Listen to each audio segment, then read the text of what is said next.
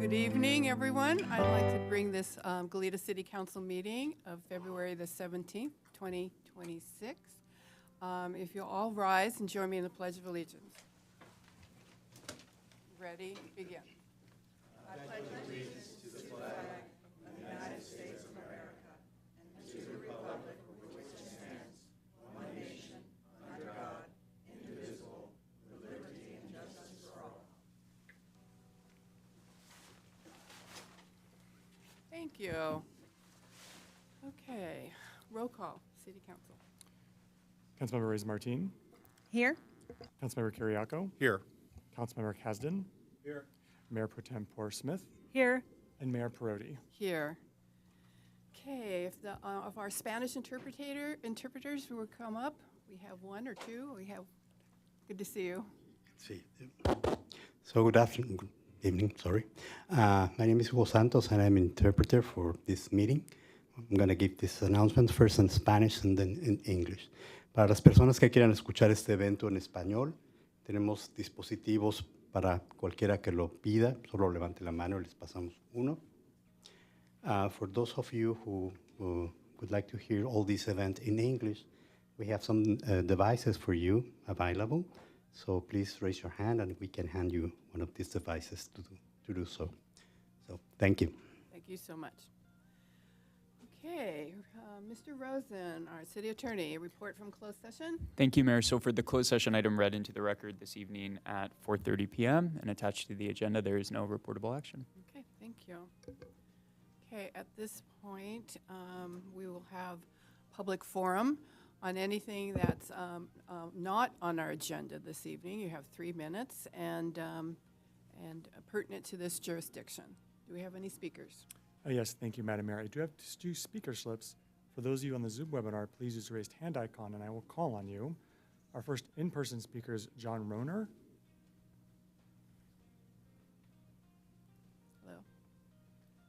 Hello, good evening. This is I got 3 minutes. I've got it down to about 1 minute. Okay. Good evening, Honorable Mayor, City Council members, city staff, and all others in attendance. My name is John Rohner, and I am wanted to introduce myself as the new Public Affairs Manager for SoCal Gas. I cover San Luis Obispo and Santa Barbara County. I like to say it's, my coverage territory is Hearst Castle to Carpinteria or Rincon, I guess. And I recently took over the role after Tim Mahoney retired about the middle of the year last year.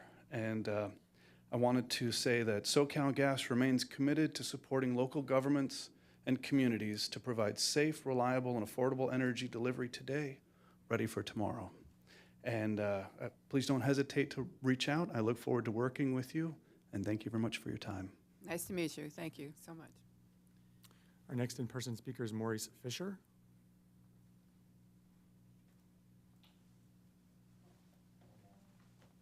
That's a hard act to follow. He was quick, wasn't he?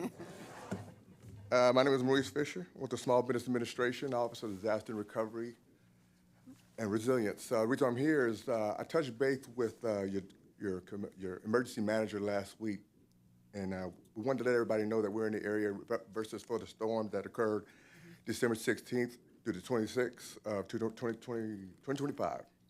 And I've sent some literature out to city council members as well as him and some other emergency managers as to what SBA can do. And we're here for the EIDL loans. So I'm used to talking to in front of a bunch of cops instead of that are here, but thank you for giving me this opportunity. With businesses that were affected, they can get up to $2 million in loan, and it's low interest rates. For businesses, it's up to 4%. And for nonprofits, it's 3.625%. The deadline is November 6th, 2026, and have the paperwork in by then. I'll be leaving some cards, so that if anybody needs to reach out to us, feel free to do so. I will be in the area, and I'll be able to answer any questions that you have, and we'll get this all squared away. I was even shorter, so there you go. Thank you so much. Nice to meet you as well. I have no further speakers for public forum. Okay. Okay, then we have amendments or adjustments to our agenda. Thank you, Madam Mayor. We have no amendments tonight, but I can move right into CM updates. And I've asked the Public Works team, I see them coming up. I thought it would be good to give a short status report on the San Jose Creek Multipurpose Trail. Okay. The staff did give a report, I think a month or 6 weeks ago. That was before construction started. The purpose of that was to remind everyone, the council, the community, hey, we're about to start this big project. It's a project, obviously, we've been working on for years, and construction was getting very close to starting. And now construction has started. We're a couple weeks in earnest, and various people have seen the activity out there. One of the first steps in the project is to clear and grub and remove some trees, so this has been noticed. The team has received some feedback about that. We've heard feedback through various channels. So we thought with the meeting tonight, we'd take the opportunity to give a brief staff report of what's going on, what can be expected, how to file concerns or complaints or ask questions, et cetera, et cetera. So I will turn it over to our Public Works team. Thank you.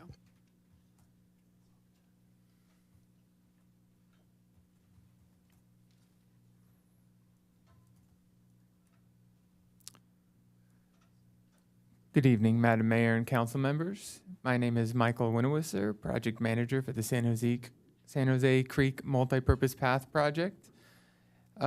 Here to provide a brief update on the project and its environmental and mitigation requirements.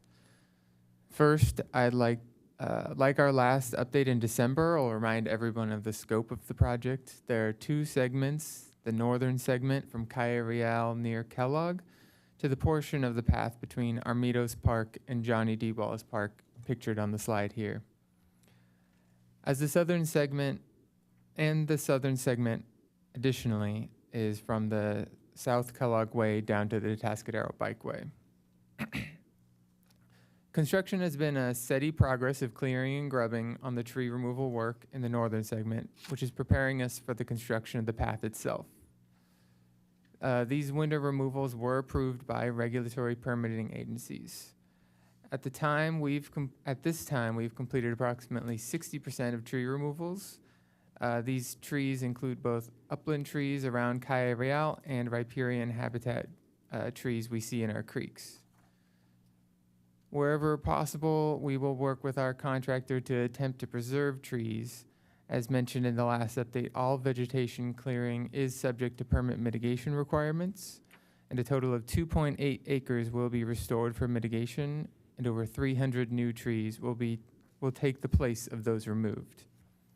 All of these will be implemented in locations throughout the city of Goleta. Also, due to recent and anticipated rain delays, the clearing and grubbing is expected to occur through mid-March. We are also coordinating with Caltrans and their Highway 217 bridge project and anticipate starting the work on the southern segment this spring. Overall, this path will be instrumental in improving Goleta's active transportation network, making walking and biking easier, safer, and more connected to our entire community. We expect contractors will submit RFIs during construction regarding trees which may prove unsafe, have root system conflicts, tree health concerns, or access concerns. We may also be able to preserve trees which do not have these conflicts where they were once anticipated. Contractors continue to work with arborists on site to determine the necessity of each and every tree removal. I also want to hone in on our mitigation. Here's just one example from our mitigation planting plan, which distinguishes between areas marked for enhancement versus reestablishment. And you can also note that the path itself is identified by the bold gray line. Enhancement areas in pink are those where no significant clearing has happened or will happen, and additional flora will be added to improve the existing habitat.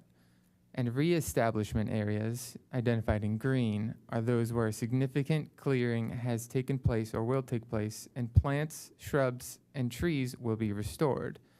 For example, the location shown on the map, you can expect over 100 new trees lining the channel by the end of the project.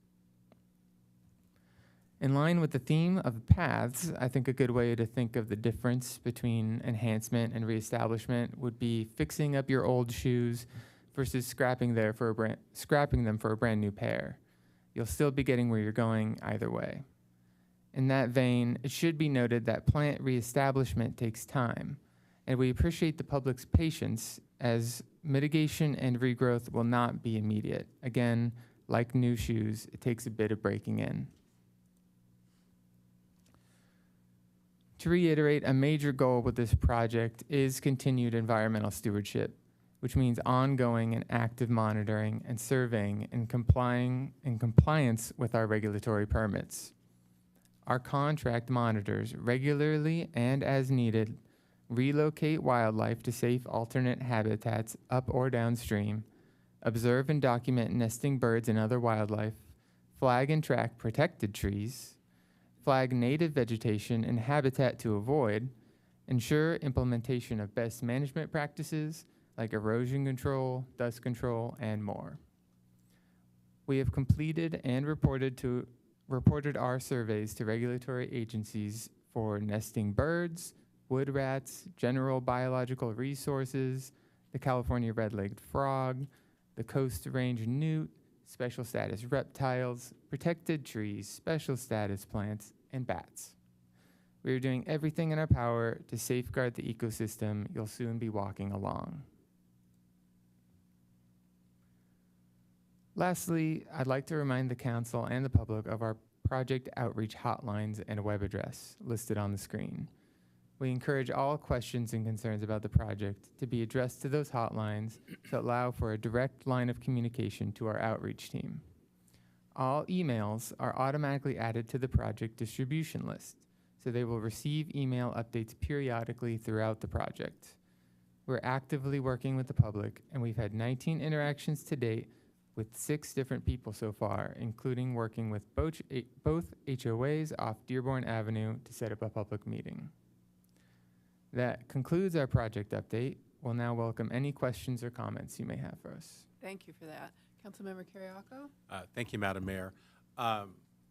So, I think when this project is complete and you have the new corridor and you have the new path and people are able to walk and bike through there finally after over 30 years of public process and community meetings and stakeholder groups, I think it's going to be a really wonderful thing. One thing I wanted to hone in on, though, and just have a couple of questions. Can staff, I appreciate that you're now working on setting up a public meeting for residents in the immediate area of the project area where the tree work is being done. I guess my first question is, can you just kind of maybe talk a little bit about recent outreach that's been done up until now in terms of notifying the residents? Did a notice go out that tree work was preparing to begin? I just want to have a sense of what noticing occurred up until now. I assume all required noticing was followed. Councilmember Kiriakou, yes, all required noticing went out, which includes the city went above and beyond that, and we also issued press releases before this project went out. We had our meeting back in December to talk about it specifically here at council, and then also our contractor is required to notify ahead of any construction. So that is usually within a certain radius, and they'll get flyers or something at their doorstep as well. Okay. And I definitely talked to some residents of the area that really felt like it really came as a surprise to them, just the amount of tree work that had been done. Is the tree work still ongoing? Is it almost done? Can I just get a sense of where things are at with the clearing and grubbing of trees and the surrounding bush?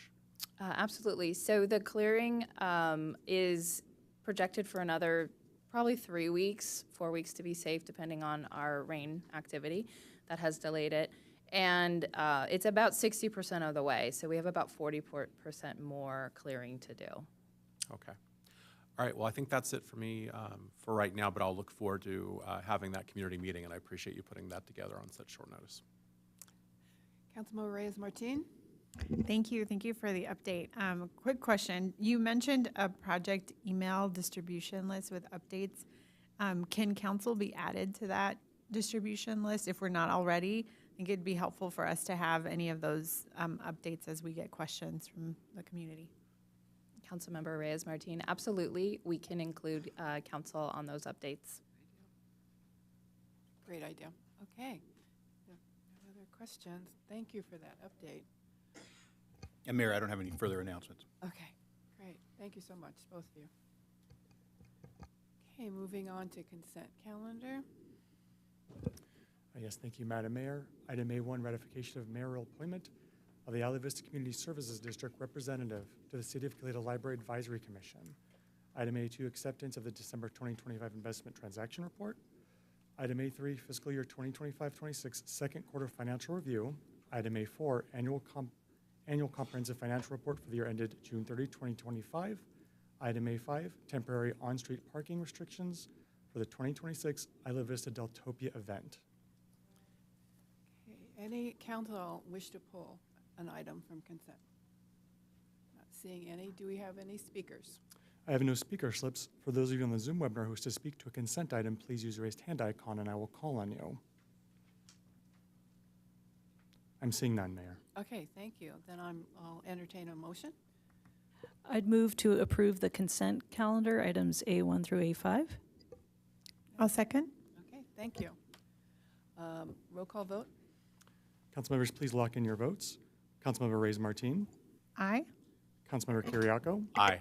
Councilmember Kasdan. Aye. Mayor Pro Tempore Smith. Yes. And Mayor Perotti. Aye. Ayes have it. Thank you. Okay. There you go. Oh, there's some interesting names on there. Oh, I okay. see we seem to be having a problem with our vote tablet there. Apologies for that. Yeah, we had some extra members. There was a couple extra names. Yeah, I think but we had they a aren't here. malfunction They're with not that voting. tablets. No, they are not. I think we'll skip the tablet from here on the That's rest of the okay. meeting. Apologies for that. Okay. Our next Council vote. item is item B1, a proclamation of the City Council of the City of Goleta, California, proclaiming February 2026 as Black History Month in the City of Goleta. Thank you, and I've asked Mayor Pro Tem Jennifer Smith to please present the proclamation.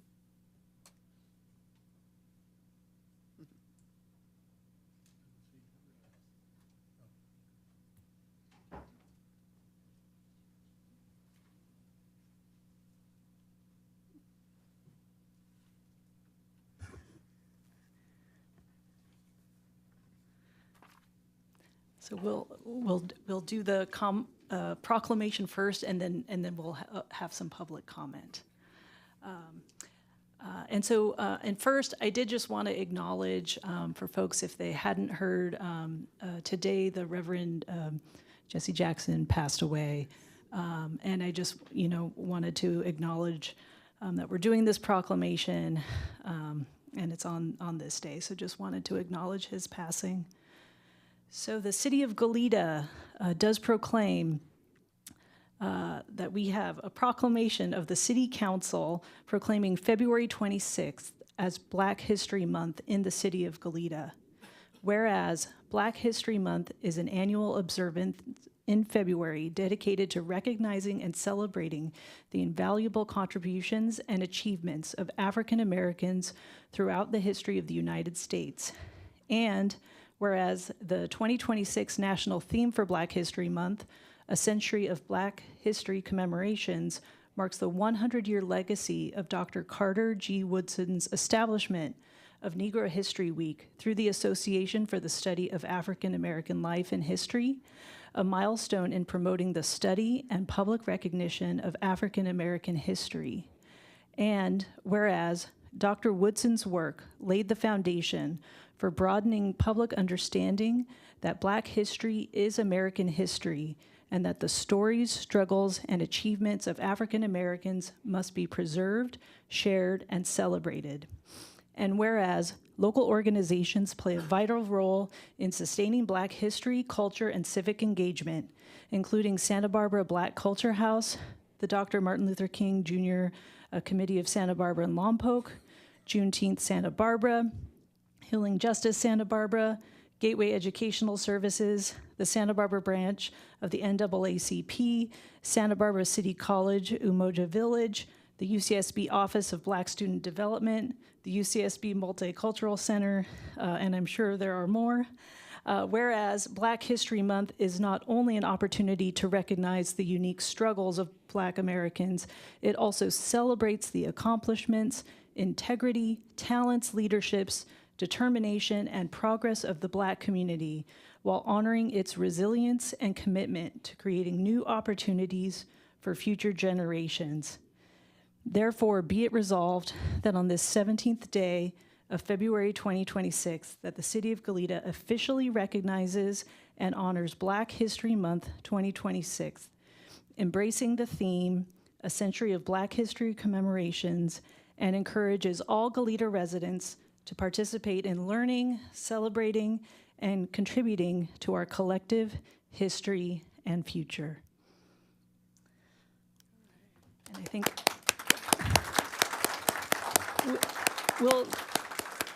shall we do some photos first or comments first?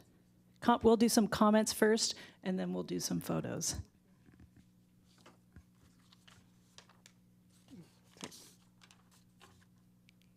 Take my glasses off so I can see. The Honorable Mayor, members of the City Council, distinguished guests, and fellow Goletans, I stand before you today most proud, most humbled, and deeply honored to receive this proclamation recognizing February 2026 as Black History Month in the City of Goleta. As a Black American woman and a proud Goletan, I thank the city for its continual annual observance of Black History Month. Your recognition affirms that Black history is not separate from American history. It is American history. It is woven into the fabric of this nation and into the story of this very community. The 2026 theme, A Century of Black History Commemorations, reminds us that for 100 years since Dr. Carter B. Woodson established Negro History Week, there has been a deliberate and determined effort to ensure that the stories, struggles, and triumphs of African Americans are preserved and honored. Dr. Woodson understood that knowledge of our history strengthens our identity, our democracy, and our shared humanity. Many of the opportunities and accomplishments that people of color enjoy today did not come easily. They were secured through courage, sacrifice, advocacy, and collective action during the Civil Rights Movement and beyond. Those gains were achieved because people stood together in alliance across race, faith, and community, believing in justice and equality for all. And we must continue that alliance. We must continue to build, to strengthen, and to protect the principles of equity and opportunity that make our country stronger. The work is not finished. It is ongoing, and it begins right here at the local level. Today, I would also like to recognize two individuals whose contributions have proudly shaped our local community. Dr. Horace McMillan, whose insight, sweat, and steadfast determination led to the founding of Goleta Valley Hospital, a lasting gift of health care and service to our community. And Sojourner Kincaid Roll, who for more than 40 years has championed Black history, social justice, and youth poetry. She launched the local Martin Luther King Jr. Day celebration, supported and worked with Healing Justice Santa Barbara, and has mentored countless young creatives, ensuring that the next generation knows its history and finds its voice. Their lives remind us that Black history is not only something we reflect upon, it is something that we actively create. Thank you for not whitewashing or sanitizing our contributions to this great country. I am so proud to be an American, a Black American, and I thank you all. The struggle continues, and thank you for remembering the legacy, the work of Reverend Jesse Jackson. We have to keep hope alive. Keep hope alive. Thank you.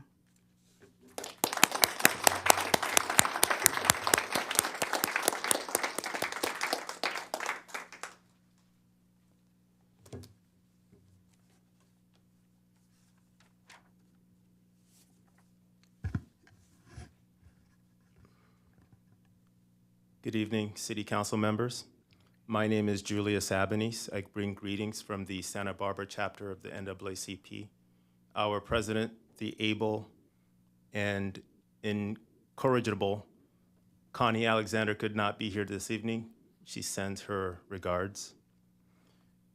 I was perusing Ebony magazine this weekend, and I found myself in the May issue of 1979. I know in the proclamation there was a reference to the 100th anniversary of Negro History Week, which is now Black History Month. But in May of 1979, that was the 25th anniversary of the ruling in Brown versus Board of Education. And one of the stalwarts of the NAACP in the courtroom, Thurgood Marshall, gave a speech at Howard University Law School, his alma mater, that year. During that speech, he referenced a quote from John F. Kennedy, and then he went on to give some further remarks that I want to share with you. Quoting from Kennedy, Kennedy said the following: "The great enemy of the truth is not the lie, deliberate, contrived, and dishonest, but the myth, persistent. persuasive, and unrealistic. Justice Marshall went on to say, beware of the myth that everything is going to be all right. Don't give in. I add that because it seems to me that what we need today is to refocus. Back in the 30s and 40s, the only place we could go was to court. We knew then that the court was not the final solution. Many of us knew the final solution would have to be politics. For no other reason than politics is cheaper than lawsuits. So now we have both. We have our legal arm and we have our political arm. Let's use them both. And don't listen to the myth that the problems can be solved by either, or that it has already been solved. Take it from me, it has not been solved. And so we thank you, our political leaders, for standing in the gap for truth, for justice, for recognition of history as history, for recognition of the contribution of Africans to this country. And we want to send a message to friend and foe alike that we stand not only for Africans, we stand for our friends abroad and here, our Latin American friends who are being savagely brutalized in concentration camps, who are being terrorized by domestic terrorists who call themselves federal agents. We stand with our Venezuelan brothers and sisters and our Cuban brothers and sisters who are being slowly starved of resources. So thank you, we appreciate you, and have a good evening. Thank you so much.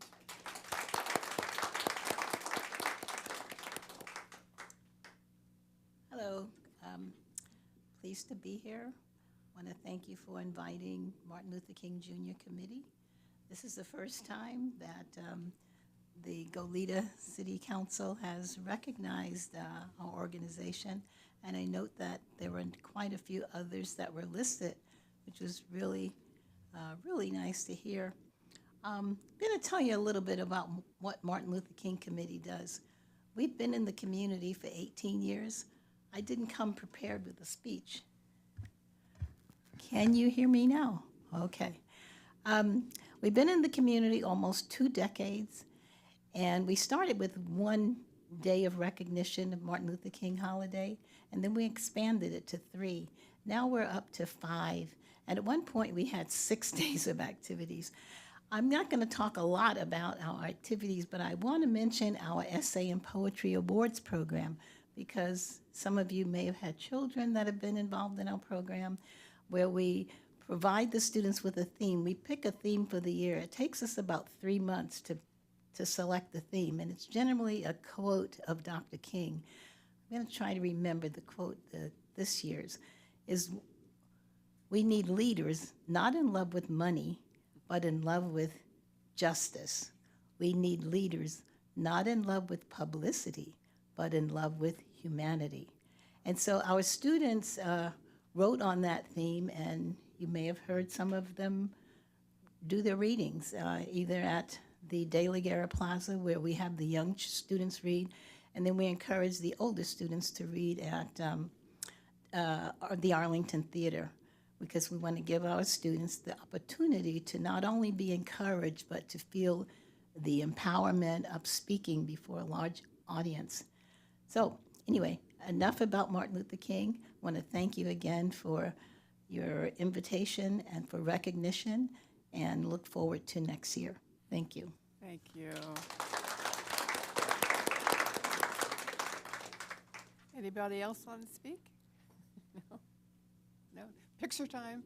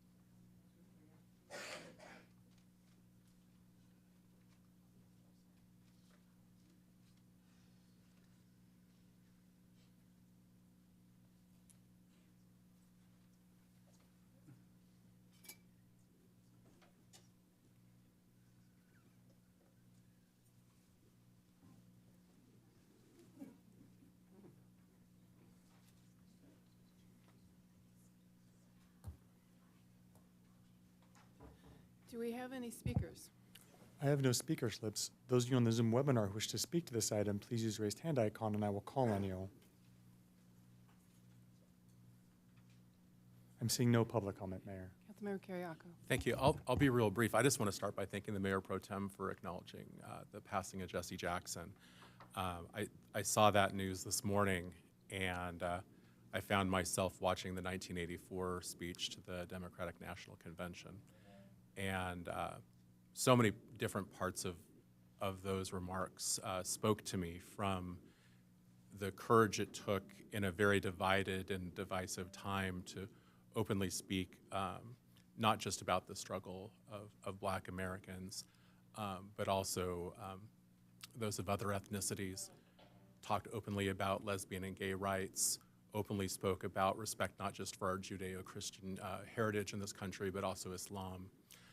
But the thing that really stayed with me was his description of America as not being a garment made of a single cloth, but that's more like a quilt made of patches of different fabrics and different shapes and different sizes, but all bound together by a common thread of humanity and justice. And so I was just reflecting on that when I heard the Mayor Pro Tem speak, and so I just wanted to make sure I shared that. And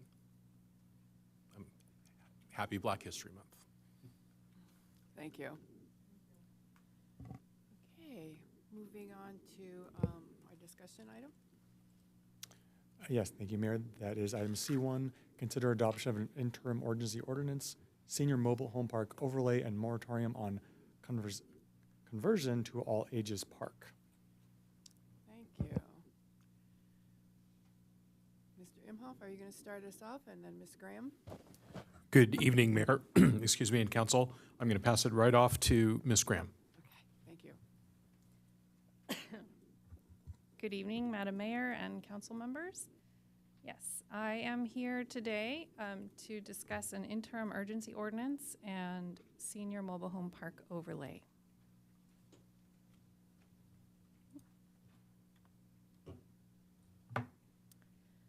So a little background, mobile home parks have historically been a source of unsubsidized affordable housing in the US and in California. Senior mobile home parks are a subset of that, and those are defined as mobile home parks where 80% of occupied spaces have one or more occupant living there, ages 55 or greater. The City of Goleta has 5 mobile home parks within its jurisdiction, and University Mobile Home Park, it's staff's understanding that it has operated and currently operates as a senior mobile home park as defined.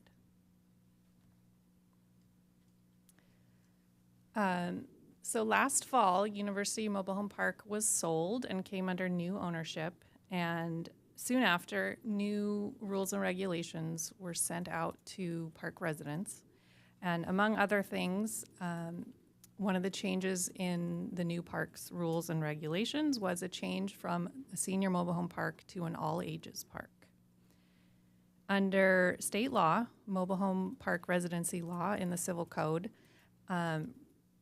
rule changes in a park go into effect 6 months after notice is given to non-consenting homeowners. So backing up a little, if you recall, we came to your council in mid-December with a status update on the park. We touched on the notices that went out, a rent increase, this proposed change to an all-ages park. And your council provided direction to staff to work with the city attorney's office, do some research, and return with a proposed a potential urgency ordinance and senior mobile home park overlay, which has brought us here to you tonight. So the interim urgency ordinance itself considers that converting senior mobile home parks to all ages parks constitutes a current and immediate threat to the public health and safety and welfare of the community because it reduces the available, accessible, and affordable housing options for seniors, senior residents in the city. The ordinance, again, formally defines senior mobile home parks as having 80% of spaces occupied by at least one person aged 55 or greater. It requires the park to have signage and documents that proactively identify the park as a senior mobile home park. It contains an annual required certification process with the city to confirm and report on the age of occupants. And the ordinance prohibits conversion of the park to all ages and has provisions for excuse me, violations by either the park owner or manager or the residents. So an interim urgency ordinance in general requires a 4/5 affirmative vote by your council. The one before you tonight would add a -SHMP overlay to the zoning district's overlay map of the city. The proposed overlay currently proposed applies citywide, and it would be effective immediately upon that 4/5 vote, and would be in effect until either the urgency ordinance expires or the council adopts a permanent ordinance with that overlay.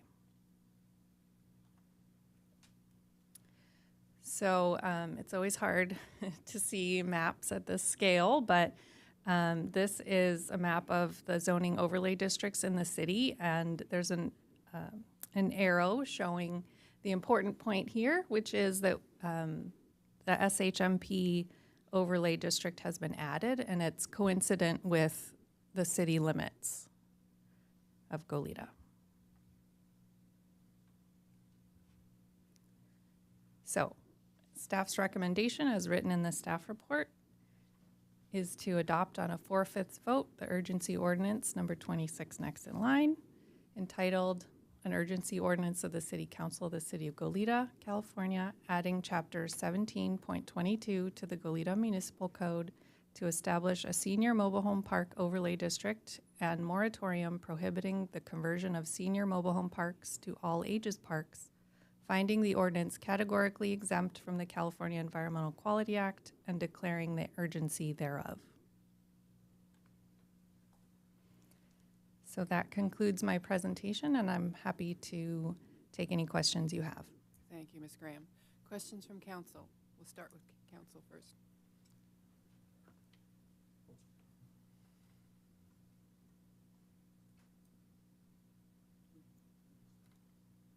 Councilmember Kasdan? Yeah, one quick one just for those. Is your mic on? No. For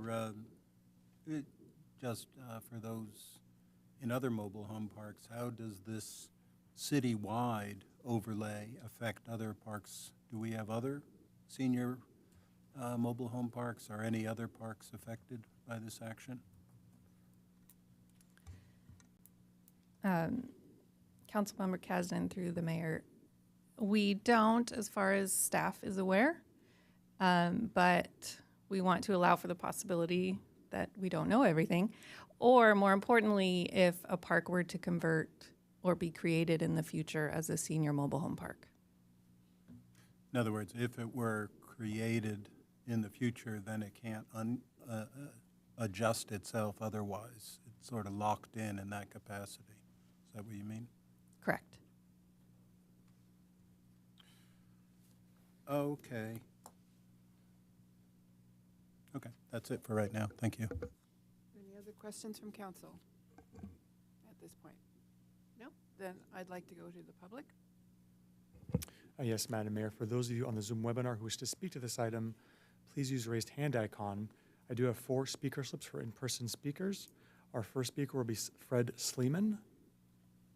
All speakers will have 3 minutes.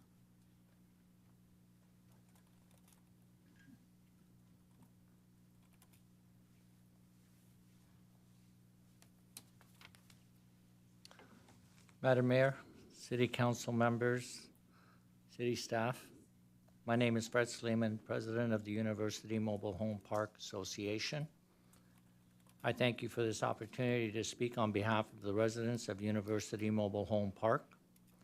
I'd like to state the intent of the University Mobile Home Park senior residents of the park is not to discriminate against any group in our community. However, our purpose is to maintain the status of University Mobile Home Park as a senior 55-plus age park. University Mobile Home Park has always operated since its inception as a 55-plus age mobile home park. The residents of University Mobile Home Park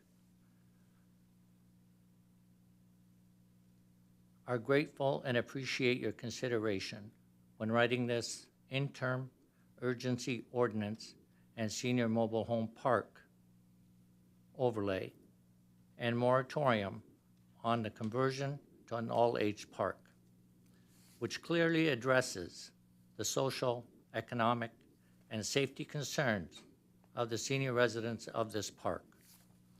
Your leadership, understanding, and commitment to accomplish this endeavor is strongly supported and recognized not only by the current seniors of University Mobile Home Park, but by all future senior residents. We graciously thank you for your hard work to address our social, economic, and safety concerns, and are confident that this interim senior overlay will result in a permanent codified city ordinance designation of University Mobile Home Park as a senior 55-plus age park. Thank you for your attention in this matter. Thank you. Our next in-person speaker will be Ann Anderson.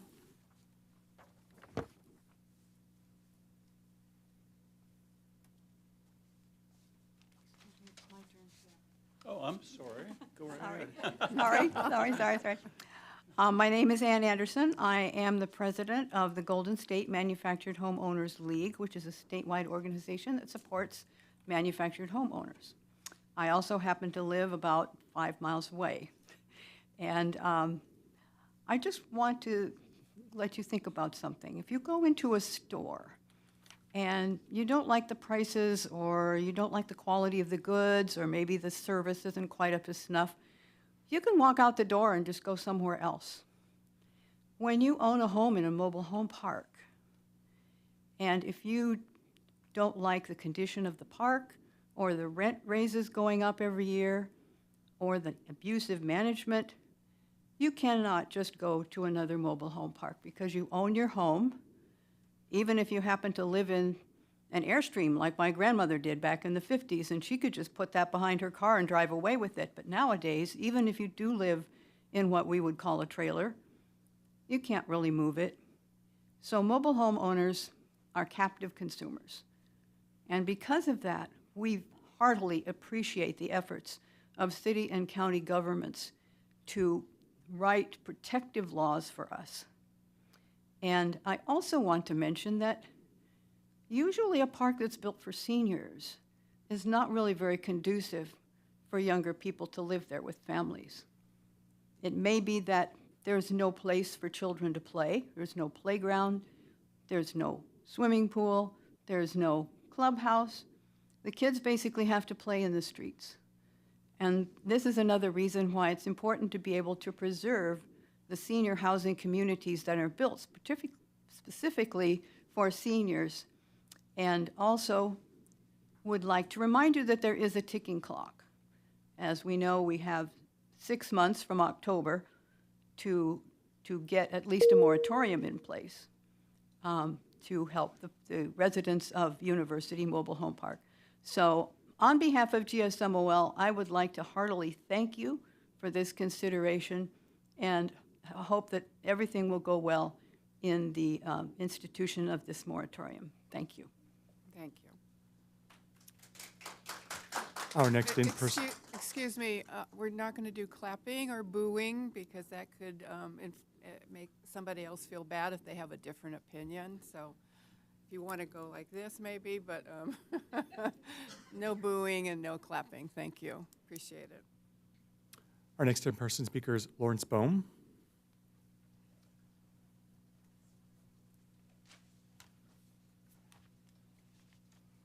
Okay, Honorable Mayor and City Council members.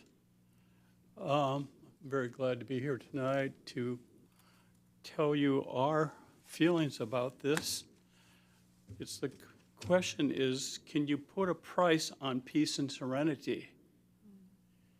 That is the question we're dealing with tonight. We have a very quiet, beautiful mobile home park set up for seniors. Many who have illnesses, many have serious illnesses like cancer, who really need a quiet park that they can relax and heal in. We're one of the few islands of affordable housing in this whole area near the Goleta coast.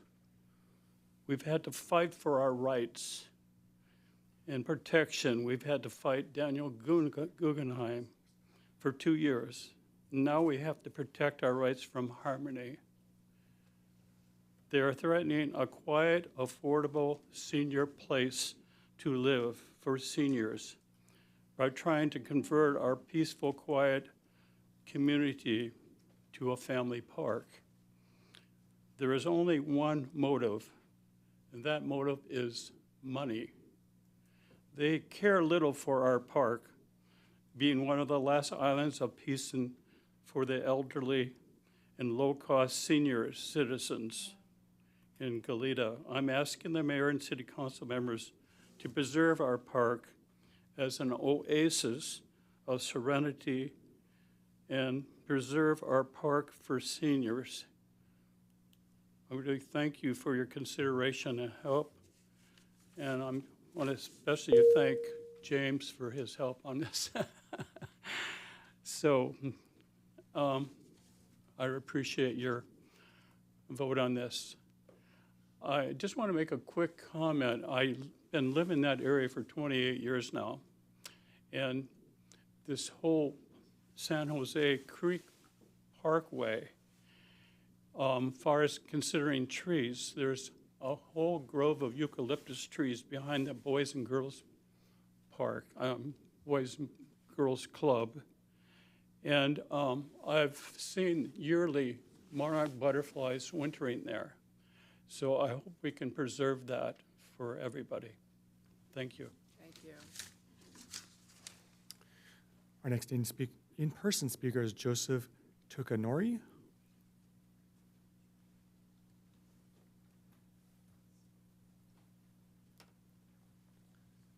Yes, I'm Joseph Tucciaroni. Madam Mayor and ladies and gentlemen of the City Council, I just want to be one more voice in support of the possibility that this will become a senior home park. And I want to commend the City Council for taking quick action and appreciating that we are, as seniors, a needy group. Unfortunately, we've lost a lot of our skills, and we can't sometimes see what's coming down the road. And the one aspect of this ruling is affordability. So I would like to remind, or I would like to mention that when All Ages Park is the concept brought by Harmony to us is basically to raise their values and basically make it less affordable for seniors. That's it. Thank you very much. Thank you. Our next in-person speaker is Holly Boniface. Excuse me. For those of you on the Zoom webinar, please do use raised hand icon and I will call on you. Good evening, Mayor Perotti, Mayor Pro Tempore Smith, Councilmember Reyes Martin, Stuart Kasdan,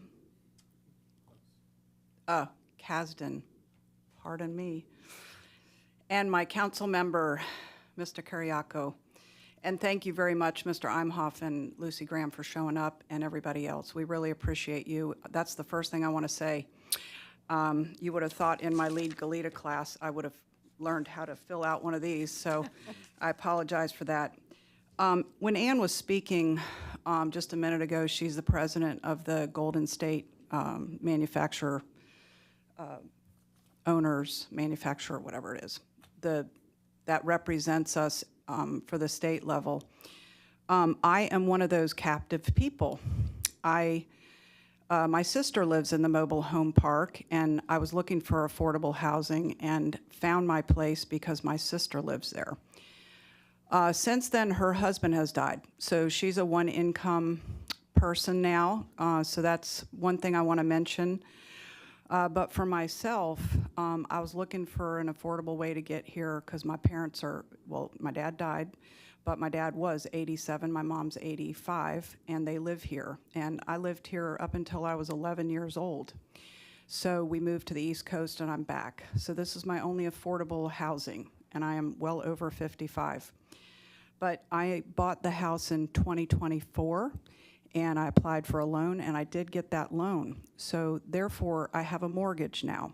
And then the two things that the new property owners did was raise the rent. Well, they wanted to raise it over 75%, and then they also wanted to make it a all-ages park, which I'm a pilot, and when I get home, I really need to sleep. So I was looking for a quiet place that was safe for me, and I was able to replace my home, but I now currently have a mortgage plus the increase in the rent. And I really would appreciate it if you would support us. And you have supported us so far, and we appreciate that. Thank you. Thank you. That concludes our in-person speakers. I'll now go into our first online speaker, Nick Yu. If you'll please unmute yourself, you'll have 3 minutes.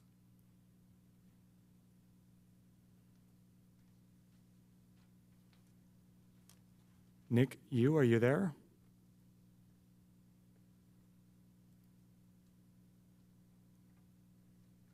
Last call for Nick Yu.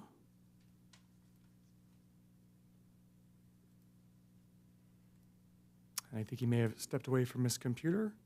I have no more speakers for public comment for this item.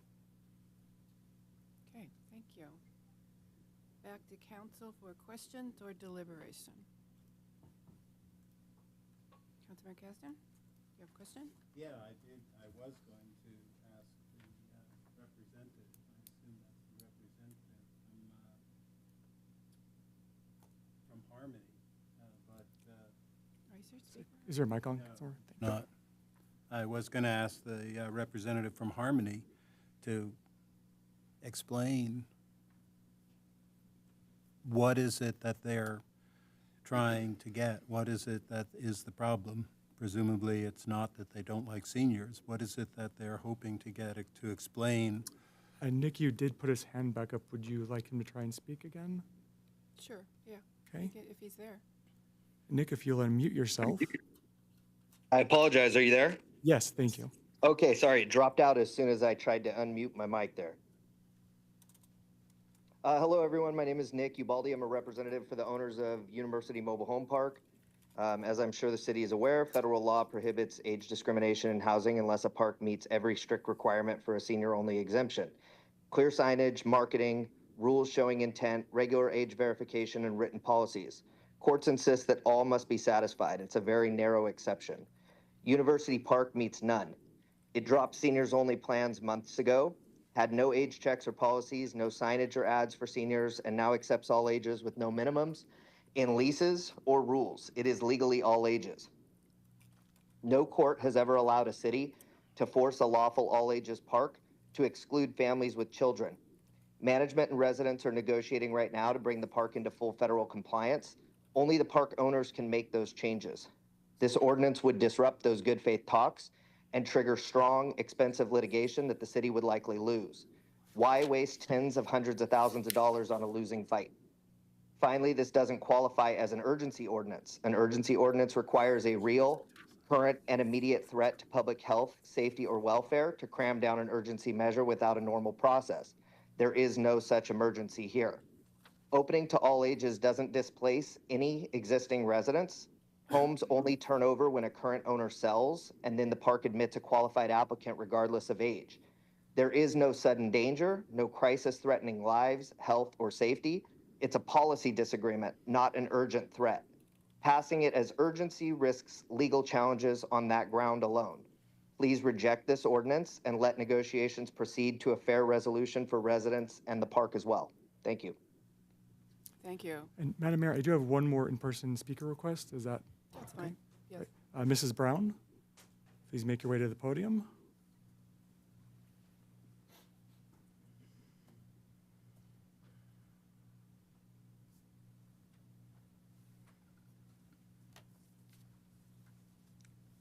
Thank you very much for allowing me to speak. I support the seniors and protecting their needs and their wishes, as opposed to having an all-age park. And also, in addition to that, I had suggested a year ago that we put a cap, a 3% cap on rent increases for the seniors and for those who are disabled. And I want you to go back and consider that, because that is critical. And also, how much land does Goleta have that's available for building? That's a question I would like to have answered, maybe not at this time, but if you would do research. And have you partnered with any of the billionaires in the area to do a joint development, especially addressing the needs of the seniors? That's another question that I have that I'm put before you. And that's all I want to say. You're doing a good job. Keep up the good work. Thank you. Thank you. And that concludes public comment for this Okay. item. Thank you, Mayor. Councilmember Caston. Yeah. I would have asked if he were here, but I guess so just a couple of observations. That first, it's not entirely clear to me what the big deal is as far as Harmony goes and why they are fighting this deliberately. Ideally, I'd like to know, I assume, as people have observed, money's involved. And I'm not clear what it is, because really what motivates or affects profits is rent control. You know, that's what's the driving force. And so what I don't know is if it is because seniors tend to stay in place longer, or is it, you know, as compared to all families, for instance, and therefore the seniors, the rent control impacts them more? Is it because there are fewer seniors who are looking as compared to all families? Ideally, I would like to know what the rents are in all families parks versus senior parks. How much of this is, both are affected by rent control. I raise this in part because I don't think the idea that we should exclude families because kids are noisy, because there's less serenity. I don't think that's legitimate to me. That you know, I want to have a place that doesn't have peace and serenity. To me, that's not a reason to keep out families when they're, to me, in as much of a need. One other, just for the representative from the Mobile Home Association, the rationale that we have for why there is rent control is precisely what you described. Other places in California, other housing are restricted on how much rent control can be used. But mobile homes, because of those conditions, because they're locked in and people can't move, they're captive, have rent control, and that's the rationale behind that.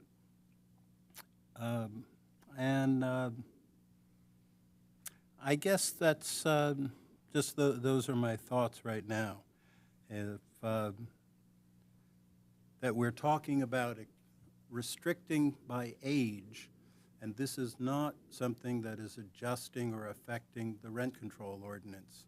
So it wouldn't have, as I understand, an impact on the tenant rents, who's there. It's just a question of who can move in. And regardless of, whether the facilities are created appropriate for seniors as opposed to all ages, that's for those people who want to rent to make that judgment. Anyway, those are my observations. Councilmember Reyes-Martin? Just for clarification, are we ready for just deliberative thoughts or any other if you have a questions? I question- don't have questions, but I can wait I'm until ready there for are questions. deliberation. Okay, then I'll proceed. I know we talked about this a bit at the December meeting as well. So, I won't go on too long because I know we had a good discussion in December as well. Thank you to staff for working so diligently to bring this to us. As was mentioned, we are on the clock to consider something like this. I thank all the residents who have both written to us and come out here on a rainy night to share your comments directly with us. And as I said, in my comments in December, I strongly believe that, our seniors have earned a retirement, and also noting that folks that are 55 and up may still be working because we have such a high cost of living, and other types of costs are rising, like healthcare and other costs. And I think that those seniors deserve, to enjoy that part of your life with dignity, with respect, with stable housing. I think, as been shared, seniors are often on a fixed income. We have seniors who have shared their stories that are veterans, that are disabled, that have other medical challenges. You're deserving of us considering something like this to protect your housing.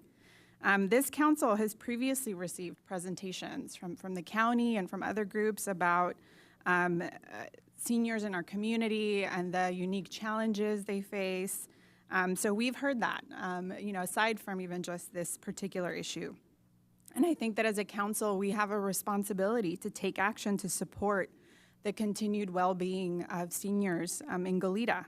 And so for that reason, as I stated in December, where I was hoping that this urgency ordinance would come before us, I will support the urgency ordinance that's before us tonight. Thank you. Thank you. Councilmember Carriaco? Thank you, Madam Mayor, and I also want to thank staff, and I also want to thank all of the speakers. I have the honor of being the representative on this council for the University Mobile Home Park.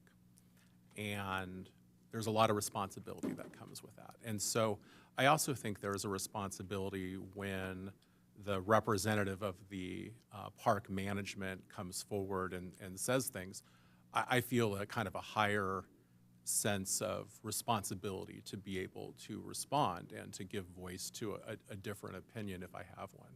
And I really want to focus to start with on the notion that was put forward by the speaker about the lack of urgency. And why is the city doing something when this clearly doesn't meet the definition as they see it of urgency?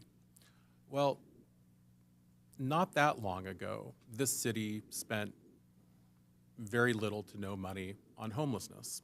Homelessness in this community wasn't recognized as the public health threat that we recognize it as today. Guess who represents over a third of the homeless population in the city of Goleta? Folks over 50, seniors. The city takes affirmative, positive steps when it wants to accomplish affirmative, positive goals.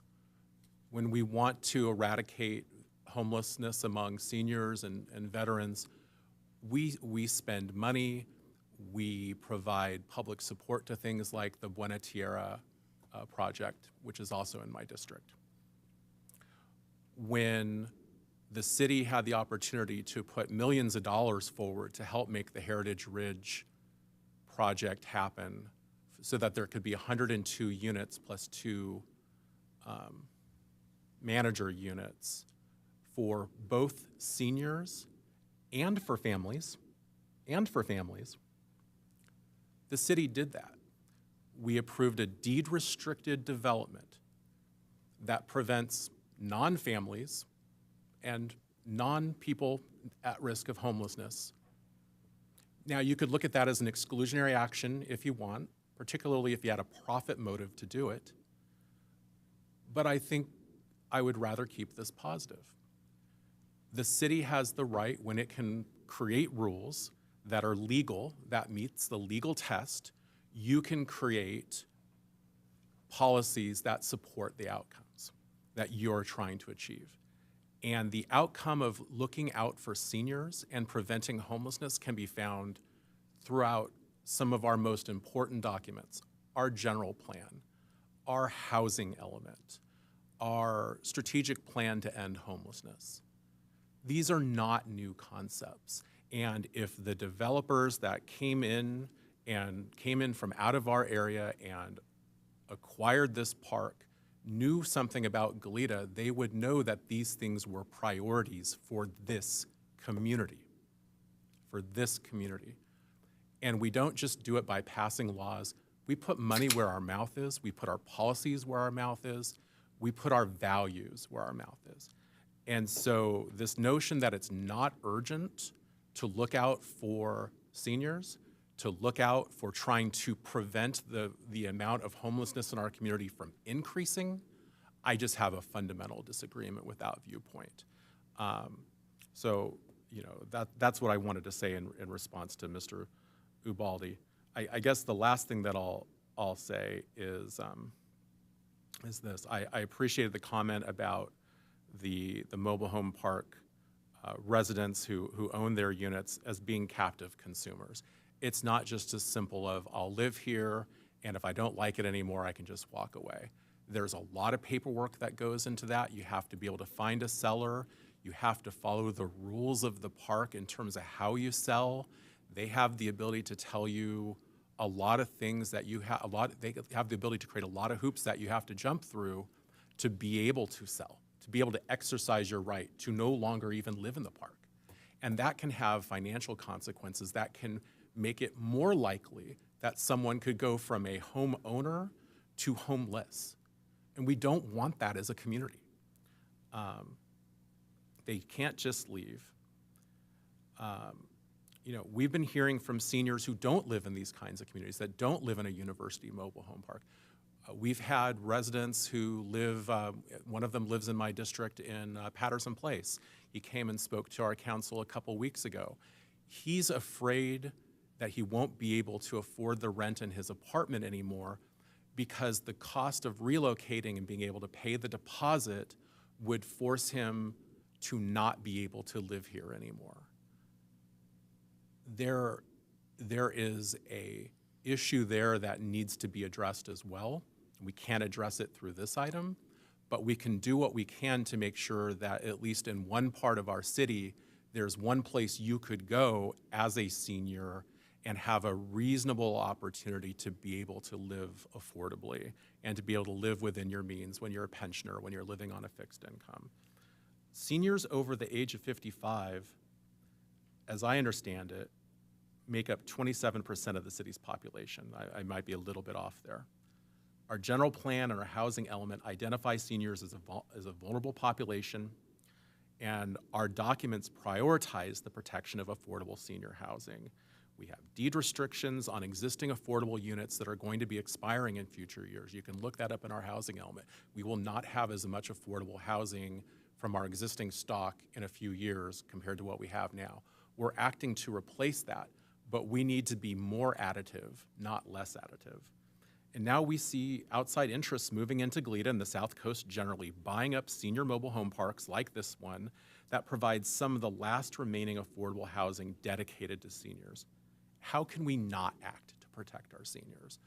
I'll be supporting the urgency ordinance.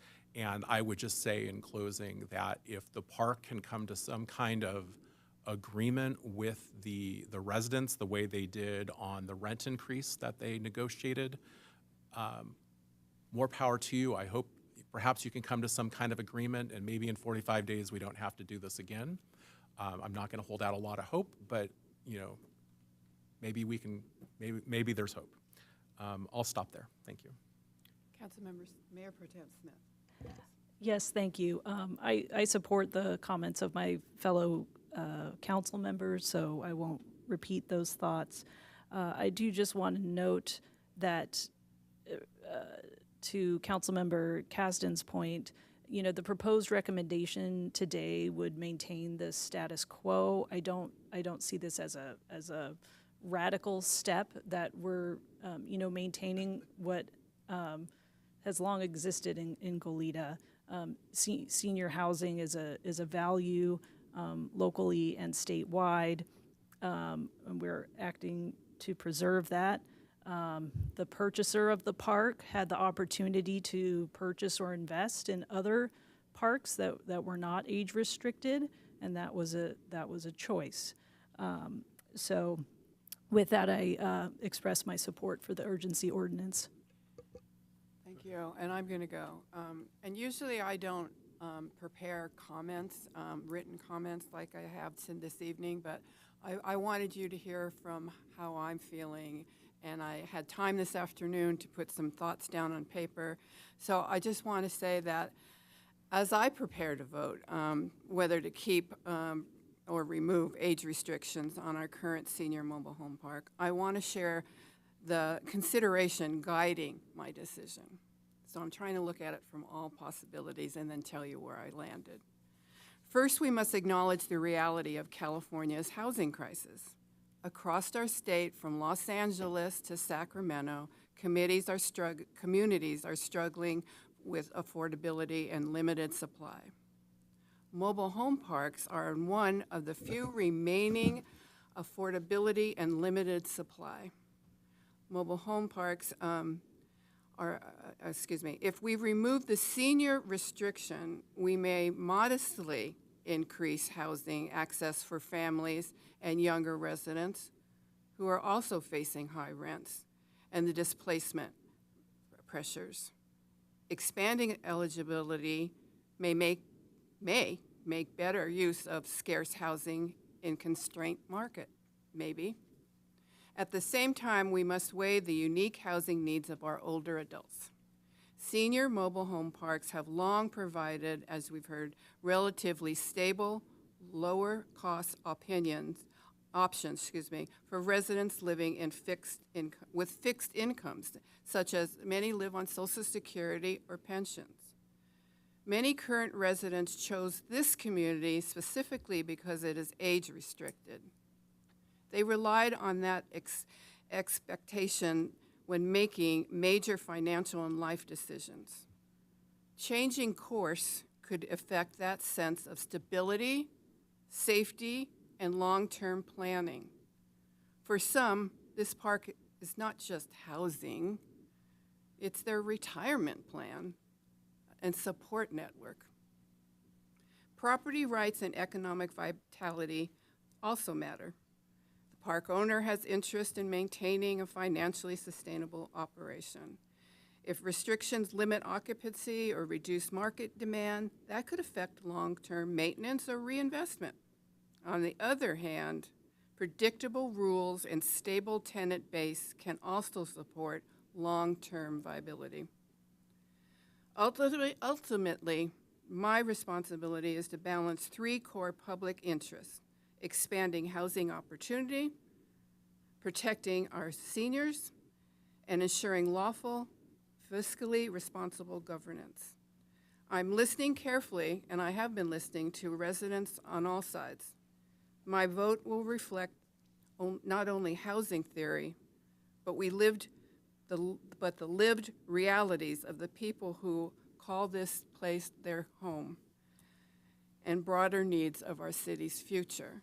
So with that, I've weighed everything out, spent a long time thinking about this, and I've decided I will be supporting this ordinance.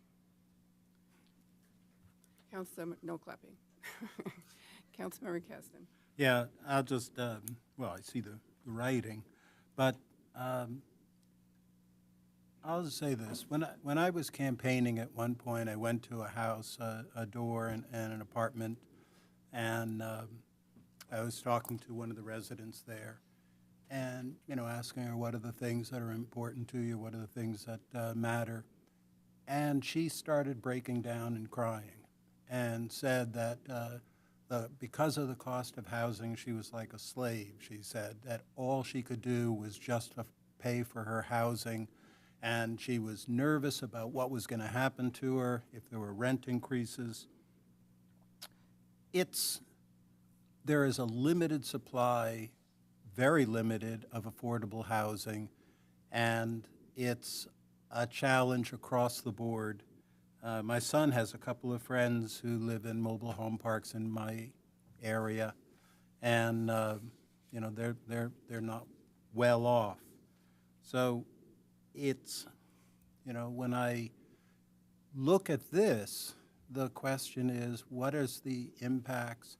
The residents who are there now would not be affected by, in terms of their tenure, except to the extent that some of their neighbors who might move in, if we didn't adopt this, might not be might not be older. They might be affected by, less serenity, more noise. And to me, in weighing the alternatives, I don't see why we would want to have a preference for a particular group because they don't want other people who are different than them or other people who have different behaviors that they don't like, why we would say we'll allow you to exclude them. So anyway, if this were about the rent control, that's a different conversation. This is a question of who we feel comfortable living next to. And I can't support this one. But anyway, let's get to it. I'm happy to make the motion if we're ready for one. Can I just make one last comment? I appreciate that we all have the right and ability to speak our mind, and I know that Councilmember Kasdan is very deliberate in his positions. I can't let it go unsaid that I do not believe that anyone here tonight thinks negatively about families or children. That is not what I have heard at all in any of the conversations I have heard. It is about protecting and preserving a senior community for the residents who have been there. So we can disagree, and that's fine, but I just needed to have at least said that. Thank you. And I'll just second that emotion, and I canvassed the neighborhood when this issue first came up of the rent control and what kind of a rent increase was being proposed before we got to the current issue. I canvassed the neighborhood, and I think they were expecting me to only want to talk about rent control, but the petition that I passed around and was asking the residents about was actually about the 55 and over. And I didn't hear one resident say that they supported changing it to an all-ages park. And I also did not hear one resident say anything bad about children and families. It was just, this is our housing, this is our chance, this is our home. We want to be able to stay in our home. And so that's what I'm supporting. And are we ready for a motion? Mm-hmm. Okay. I move that we adopt on a 4/5 vote urgency ordinance number 26 next in line, entitled An Urgency Ordinance of the City Council of the City of Goleta, California, adding Chapter 17.22 to the Goleta Municipal Code to establish a senior mobile home park overlay district and moratorium prohibiting the conversion of senior mobile home parks to all-ages parks, finding the ordinance categorically exempt from the California Environmental Quality Act and declaring the urgency thereof. Do I have a second? I'll second. And just a quick question, the U, is that a typo? Because I didn't read the U. After the 26 next in line, there's a U. Is that a typo? Councilmember Carriaco, that's it. The U is there to reflect the urgency status, but Okay. the motion captures Okay. I amend my motion to add the U after the underline. Okay. I don't want to give anyone any ammunition to, oh, you didn't actually do it right. Okay. Roll call vote, Do we have a second? Yes, second. Okay.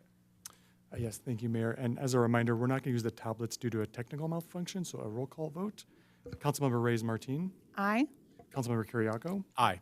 Councilmember Kasdan, Nope. Mayor Pro Tempore Smith, Yes. and Mayor Perotti. Aye. It's 4-1. Yes. Ayes have it. Okay. Thank you, everyone. Thank you, staff. And I think we'll take a 5-minute break.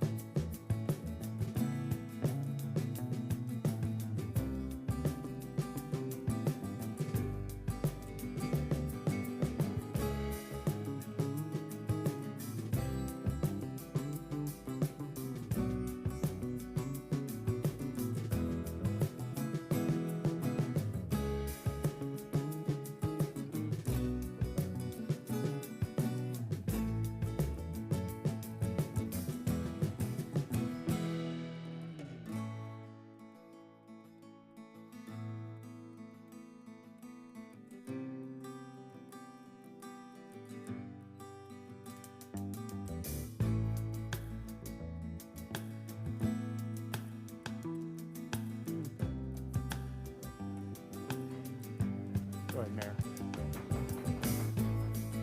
We're going to bring this meeting back to order. That'll be item C2, General Government Department Priority Setting Workshop Fiscal Year 2026-27 Annual Work Program. Okay. Madam Mayor, our Assistant City Manager, Jaime Valdez, is going to kick us off on the first half, and then I will jump in for the second Okay, half. got it. Thank you. All right. Good evening, Madam Mayor, members of council. Before you this evening is the 26-27 Annual Work Program for the General Government. This includes the City Manager's Office, which is composed also of the City Clerk's Office, HR, and Community Relations. So, let's see if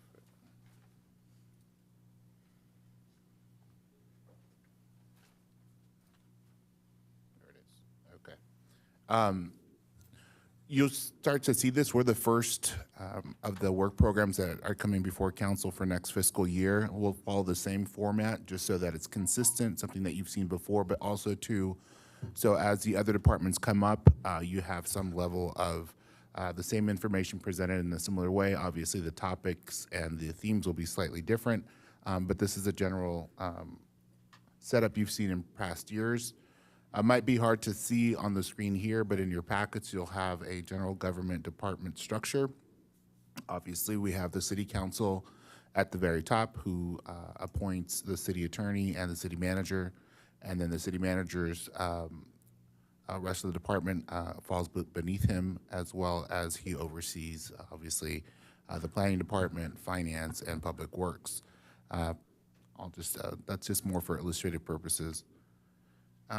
Fiscal year 25-26, we still have a little bit of time left in the year, but so far we're very excited to share some of the most recent accomplishments and milestones that the department has been able to deliver.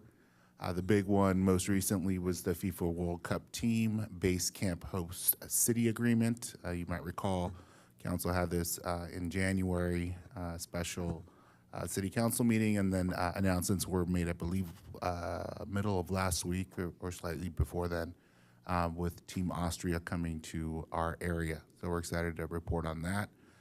The council also passed a public art policy, which we developed in-house, implemented a Spanish simulcast of city council meetings on City of Goleta's Channel 19 and Zoom.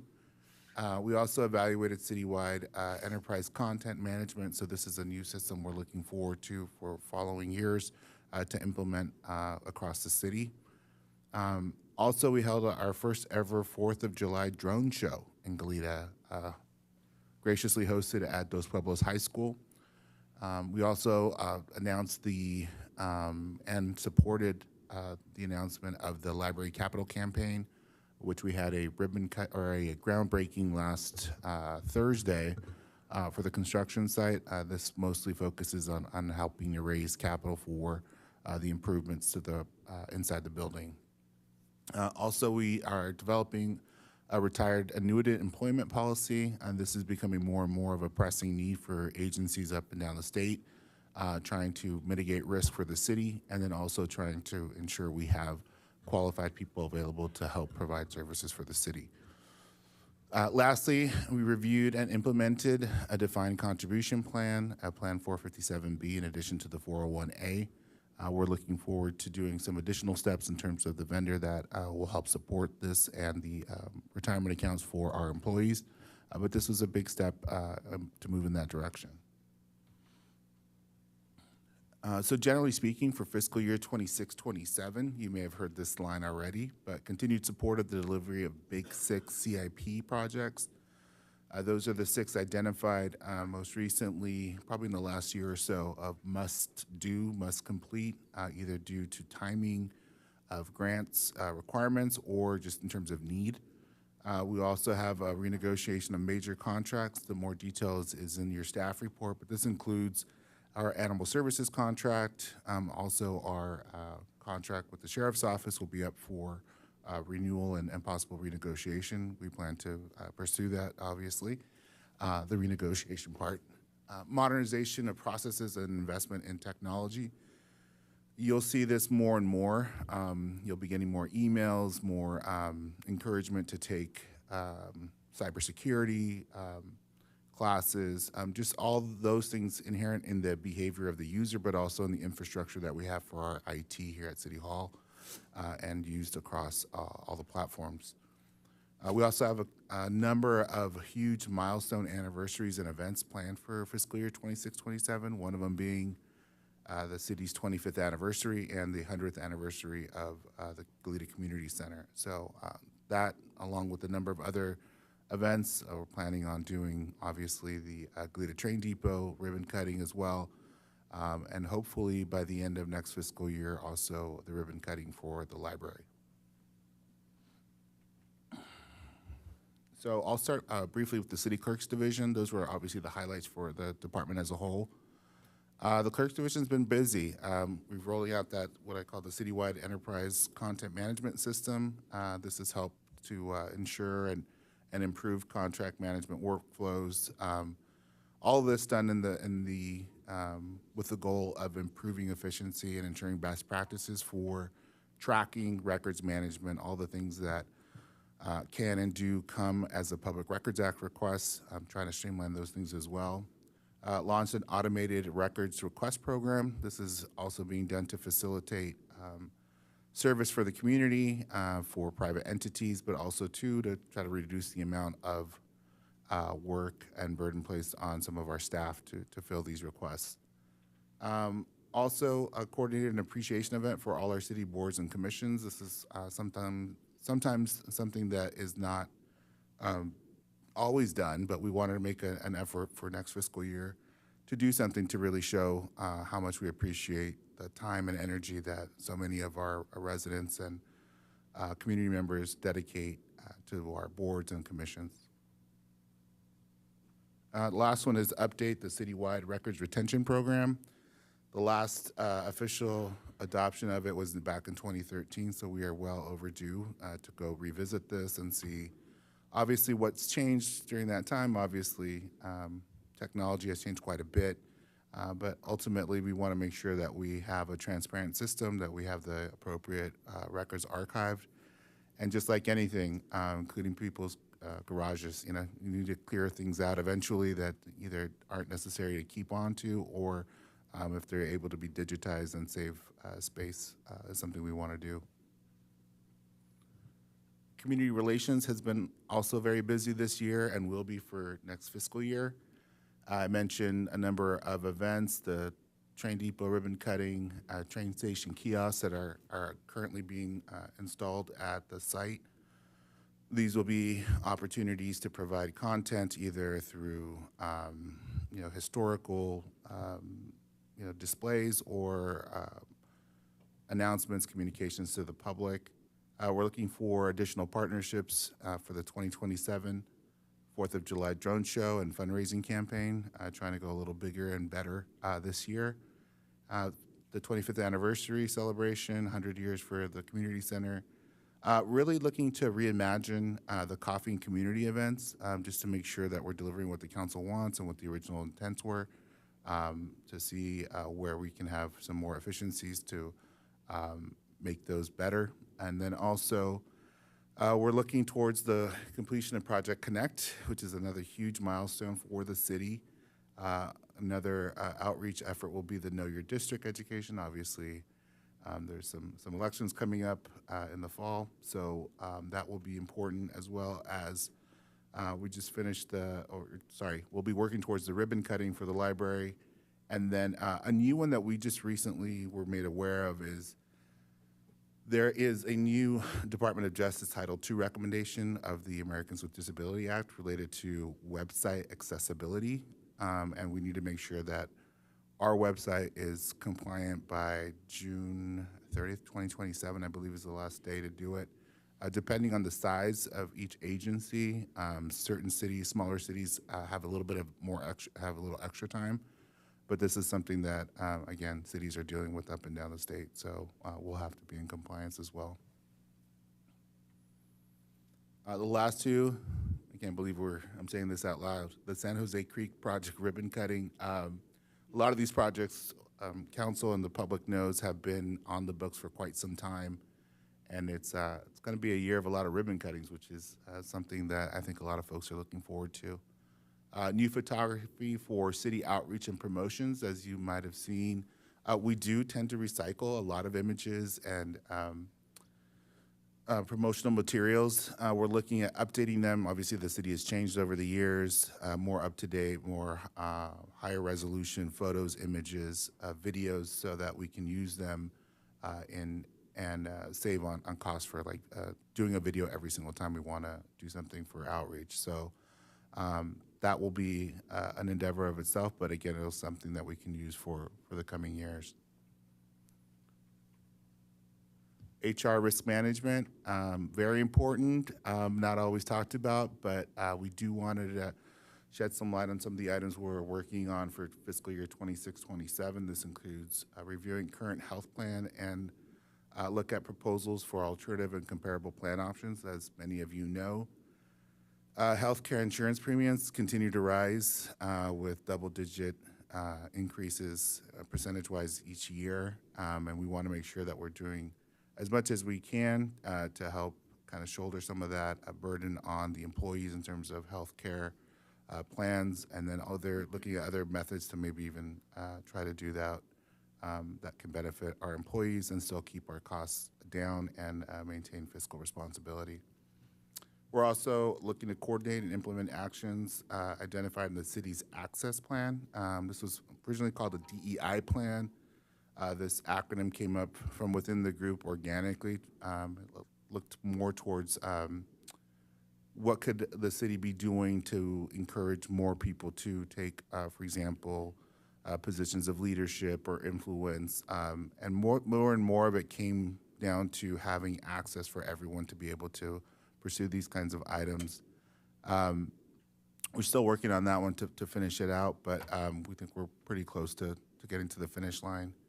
Another item is begin strategizing and preparation already for the next contract negotiations with SEIU. That'll be here before you know it, and so we want to start getting ready for that process as well. And this is probably one of the areas we wanted to focus the most time on, and this is where I'll turn it over to Robert to present on the city manager's office's 26-27 projects. Thank you, Jaime.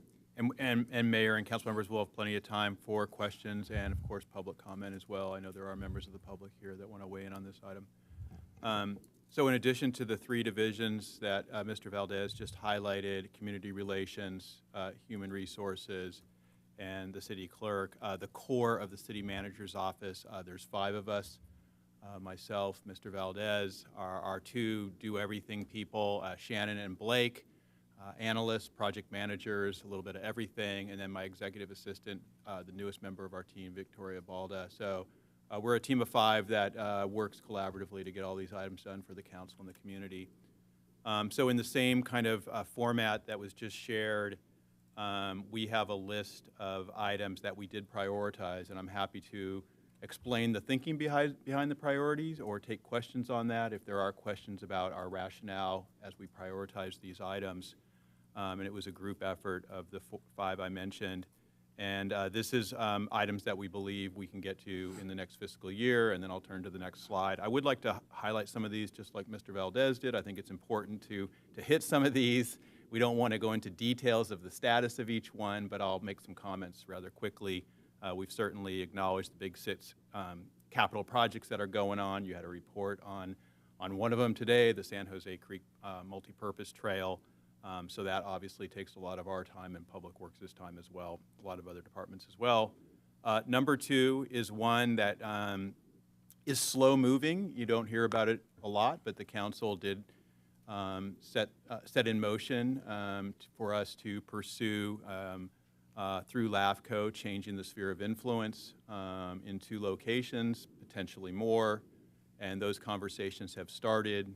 We did report back that an initial meeting with our county counterparts did occur. There's another one set, and there will be an item that comes before this council in a month or maybe 6 weeks to take some action to keep moving on that. It will be slow moving and will certainly take all of that fiscal year. These items just don't move that quickly. Number 3 is housing legislation that we were asked to pursue to make some change, to propose some changes and shop around an idea to our assembly member to take this on. And we have been working on this. We've reported back a little bit here and there, but it continues. And we've made quite a bit of progress. The language has been tinkered with. We've shopped it to various people, had several meetings. We had a meeting with a person who represented a group who's very suspicious of these things. So we've really been going on and doing these things. This could kind of fizzle, but on the other hand, it's on our list. It was a high priority, and it could really gain momentum into fiscal year 26-27. The latest meeting I had that was very promising, I was up at a conference in Napa, as you know. I ran into the executive director of Cal Cities, Carolyn Coleman, had about a half-hour meeting with her, and she heard the whole pitch. We have our pitches down on this, by the way. And she was, somewhat promising, and she did acknowledge that there are a couple assembly members or possibly senators who are doing similar type, in the same bucket of pro-city when it comes to how we follow housing and housing laws. And so her idea was that maybe they get bundled together at some point. So anyway, just wanted to note that work is going on, and we'll keep reporting back to council, and hopefully it gains the momentum, and then it will be in 26-27. A big one, number 4, renegotiate or extend the sheriff contract. It expires June 2027. That's a long ways out, but it will take us time to negotiate that. The negotiations 4 years ago took almost 2 years. It's our hope they don't take that long.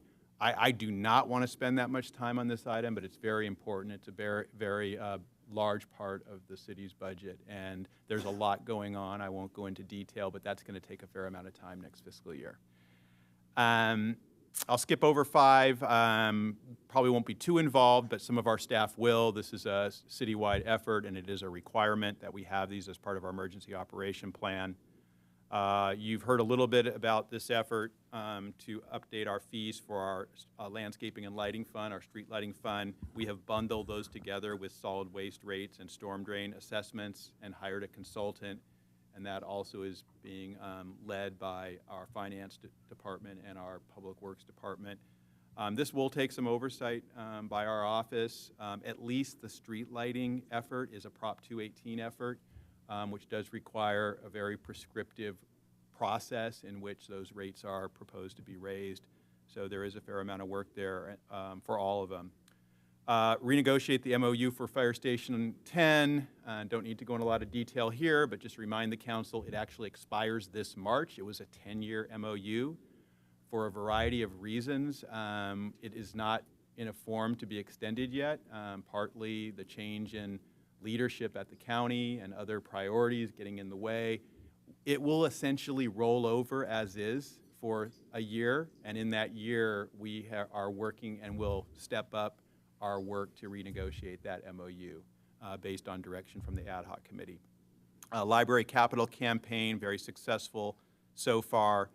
And then skipping over the next one, the animal services contract are lined up with the sheriff's contract, so that's nice, but we do have to renegotiate that contract as well with the county. And then number 10 is new, and I will make some comments on it. It's not a new project. Been talked about a lot, but I will certainly give my rationale for adding it to the list. And this is initiate feasibility and cost estimate for replacement of the Lake Los Caneros footbridge. But if you skip to the next slide, it'll make a little more sense as I go into the next table. So the next table is the list of and again, in continuing in priority order, of items that we don't believe we would be able to get to in fiscal year 26-27. They are on the list. And as I said, put some thought into how they should be prioritized. And I'll comment on 11 and 10, the item you just saw kind of together. They're both public works projects, and the obvious question, well, why do these even appear on the city manager's priority list? They undoubtedly will be on the public works list at some point. But I did feel that both of these, for different reasons, but somewhat related, need that extra kind of incubation from our office. They have some similarities. They're both bridges. The similarities probably end there. One is very large and complex. They're both complex, but they do have differences. One is an existing bridge that needs to be replaced. One is a grand vision that this council has for a very cool bike ped overpass over Highway 101. But I'll say the similarities are that these are the type of projects that, yeah, if they don't get that kind of nurturing at the beginning, they'll never make the list, right? They're always going to be on Public Works' list. They're always going to be on the CIP. But if they don't get that extra consciousness of let's do this, they're not going to get going.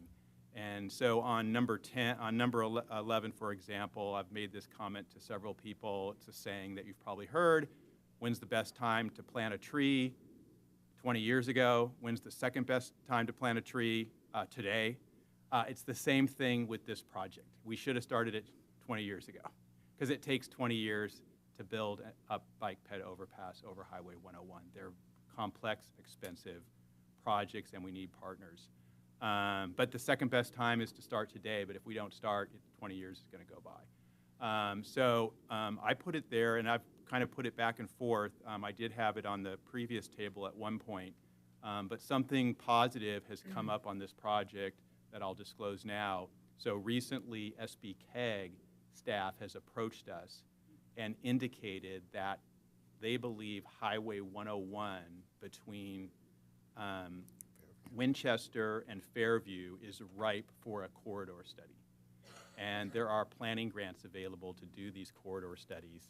And they want to help facilitate the city in putting an application together that Caltrans and SBCAG think positively of. And if that's the case, we would potentially get some grant money, and it would put Caltrans and SBCAG kind of more in the lead role. And out of a study like that, they would certainly look at capacity, they would look at safety, they would look at all kinds of things. But that was positive. You might say, well, you know, why did you move it down in the list? My thinking was, well, if that happens, great. It probably will move over to Public Works' work plan. One of the criteria we often use when we prioritize, if we get other people's money to do things, it usually goes up the priority list. And that would be the case here. And so that's kind of exciting, but because of that, I moved it down to make room for the feasibility study for the other footbridge. And the comment I'll make there, it's not as big, it's not as hard, but it is one of those projects I hear about a lot since I've been here. I hear about it from the community, I hear about it from you all, and it's a, you know, I went back and went into the history of the files of when it was closed down. I found the report that was actually done that deemed it unsafe. It was that report that led to the closure. I've now looked at that, and it also has a group of citizens out there who are forming themselves into an entity that they say can raise money for it. And so those reasons are what kind of inspired me to just not wait around, but to add this to the list. And so we would have to find some money to get it going, and it would just be that first step, I think, to get a really good estimate together. In all the conversations that I've had about that project, the estimates of replacement are all over the place. And so they're guesses. And so the next step is really to put pen to paper, have a structural engineering firm or a civil engineering firm or a firm that knows how to work in wetlands, do a little bit more of a conceptual design and put a better estimate together, because we can't even really have a conversation about this project if we don't know how much it's going to cost. But it's undoubtedly going to be a different bridge than the original bridge.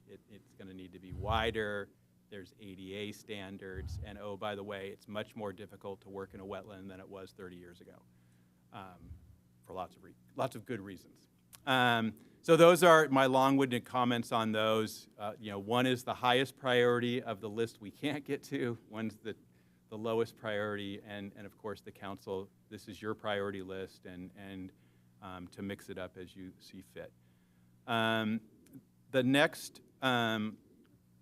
There's 3 here that are new, 12, 14, and 15. So I'll make comments on those, and I'll also make comments on 13, and then the rest have been there before. Revenue enhancement options, I put high on this list, but it did not quite make the other list based on information that is available to me. I will just comment, and this is in no way to persuade the council to do one way or the other, but I always think it's interesting. We always ask this question when elections are coming up, what's everyone else doing? I have recently been in meetings with all the city managers from the county, and it is interesting to note that 4 out of 8 cities are looking at tax measures for either June or November. Santa Barbara is looking at either a property transfer tax or a TOT. Santa Maria is looking at a sales tax. They just don't know the size. Lompoc is looking at a half-cent sales tax, and Carpinteria is looking at a quarter-cent sales tax. As you all know, the county is absolutely not looking at a sales tax for November. That made the news. But interesting, I just wanted to get that out there as you have your conversation about this item, but it's not on our list for this year unless the council were to direct us otherwise. And then 14 and 15 are both new, and my approach was to spend the entire year listening to you all. And when themes came up from 2 or more of you of a longer kind of endeavor, I wrote it down on a cocktail napkin, and it eventually made this list. So 14 and 15 are ones that have swam around a little bit, and they've come up in open session a little bit, potentially closed session, not closed session, but just private conversations. And so I have put those on the list, won't go into detail about either of them now, and you can see where they're placed. And then, like I said, the other ones have been there for a while. I will mention number 13 because it's a little bit higher in the priority, and that is because some work, even though this is in the same essential place it was last year, it hasn't moved. Some work has occurred on this. We had some educational meetings, and there has been a series of meetings with 2 members of the school board. Those meetings were kind of 2x2s to make sure that lines of communication are just generally open between us and Goleta Union School District, but the focus for the most part was also on this MOP project. So I just wanted to mention that, although, like I said, it appears essentially in the same place that it appeared in last year's list. So those are all my comments. We can now close our presentation. We knew the council would probably want to focus on this slide and the previous slide, and so we're happy to take questions, and after you hear from the public, we can go from there. Thank you. Okay, thank you. A lot going on. Councilmember Carriaco. Thank you, Madam Mayor. Can we go back one slide? Sort of got the colorful slide and the not colorful slide. Yeah. You know, some people would say above the line, below the line in terms of what you can get to and what you can't get to. Here it's like, okay, the colorful ones we can get to.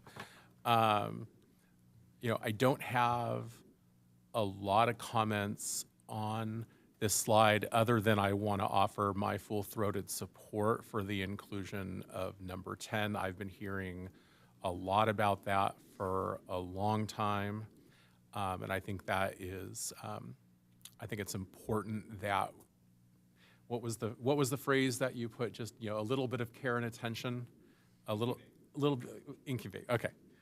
Whatever you said, I liked it, and I would say that's a good approach. I think I like this slide. You know, I could probably quibble on the order. I'm not sure, you know, I think LAFCO, the item, that'll kind of keep moving. I'm not sure how intensive that's going to be over the next fiscal year. I think there's going to probably be a lot of hurry up and wait on that one. We can go to the next slide.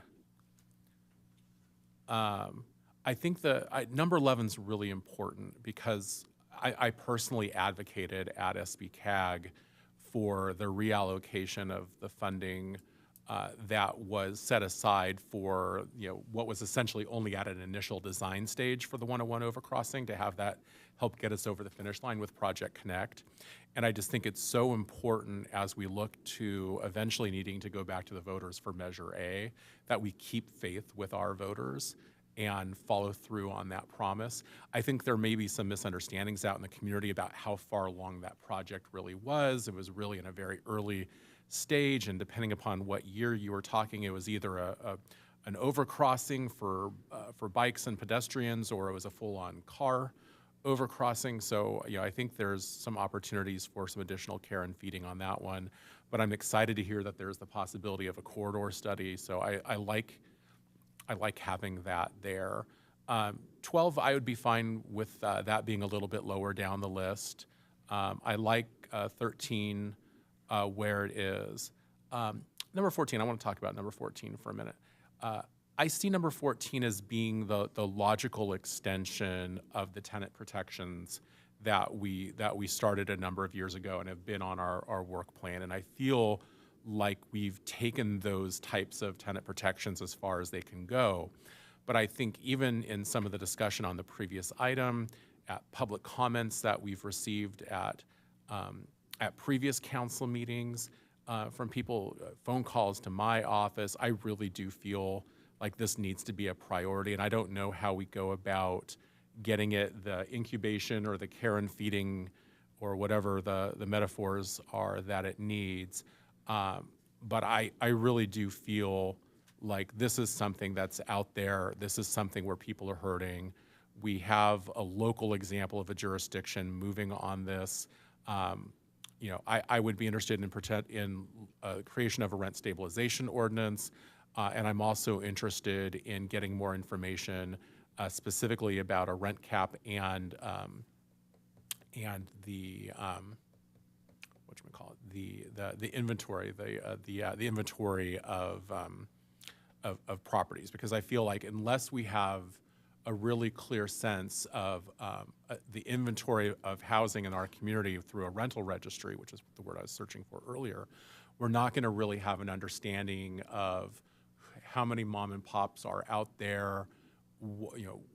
Are they keeping rents affordable by design, affordable by aging? So I really would like to see this move up if possible. Wherever it ends up on the list, I just want to make sure that in this next fiscal year we're moving on that, because I do feel, much like with the footbridge, I hear about it a lot, and it's something that directly affects people's quality of life, and I think it's time. And so however we go about making that move up the list, and I'm very open to different ideas in terms of how would we accomplish the goal.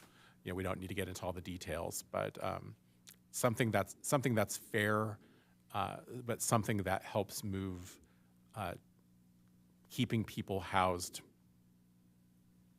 forward. I'm very happy to see number 15 on here. Thank you.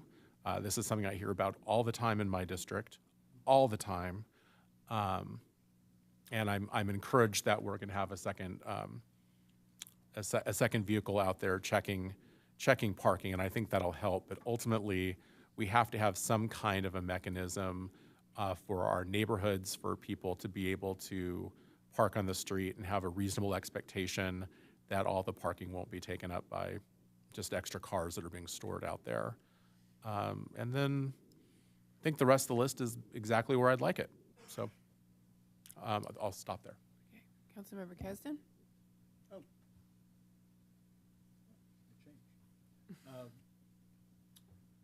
So first, Is your mic on? Oh, thank you. For the city manager.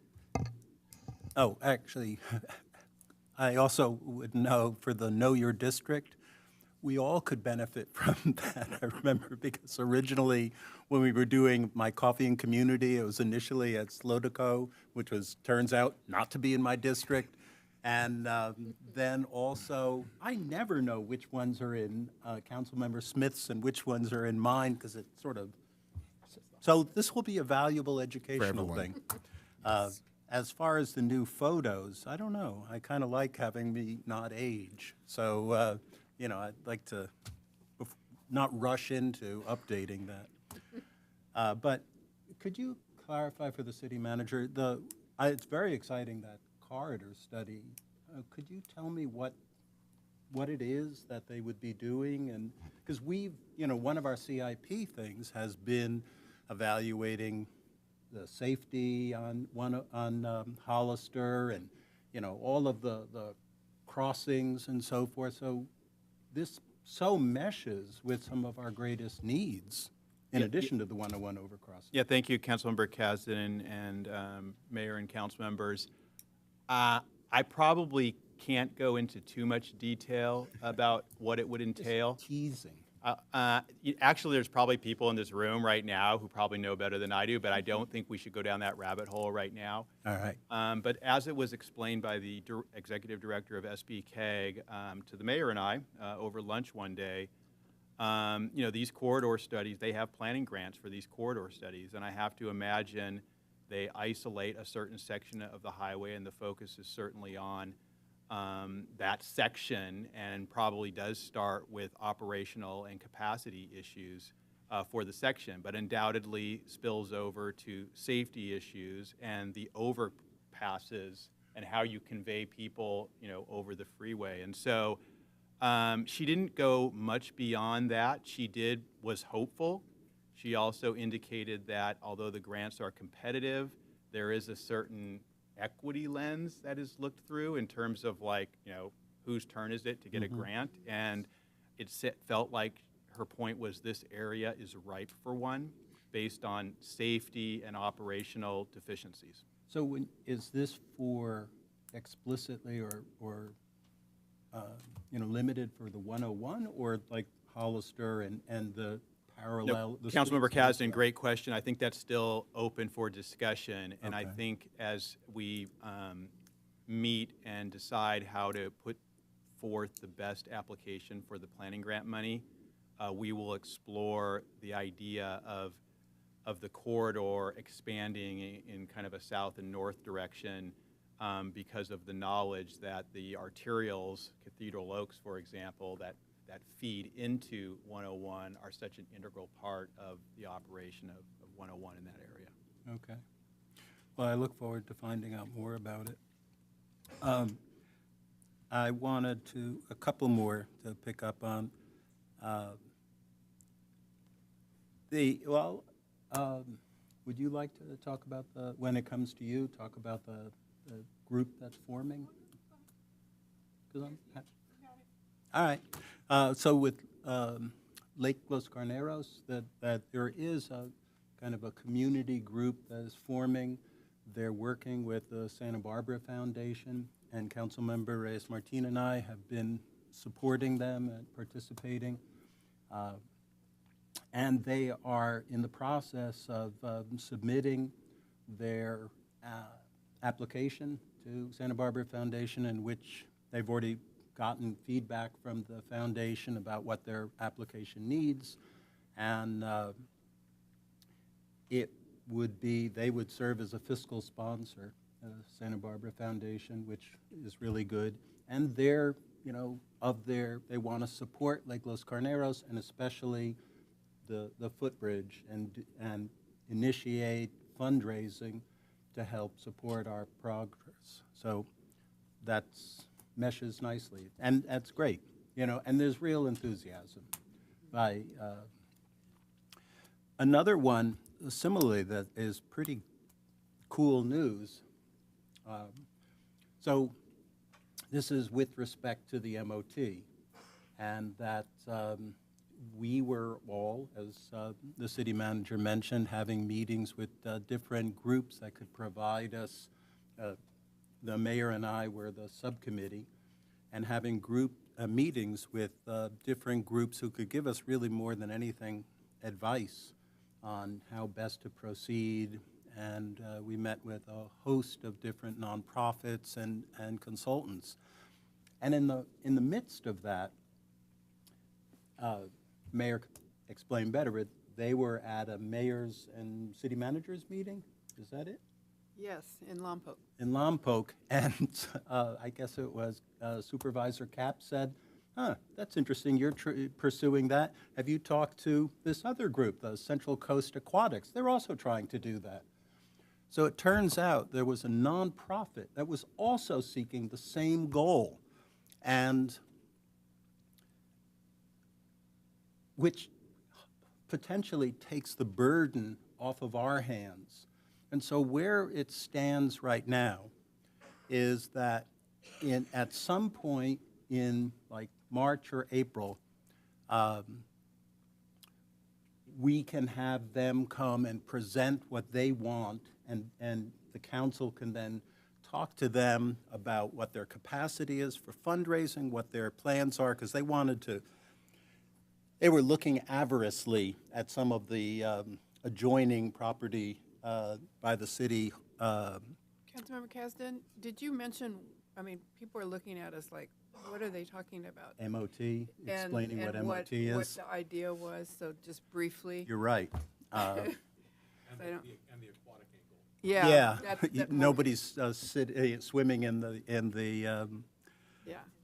Yeah. So what it is that the Goleta Union School District owns a property next to our community center, and that property they use as a bus depot for taking the kids to school.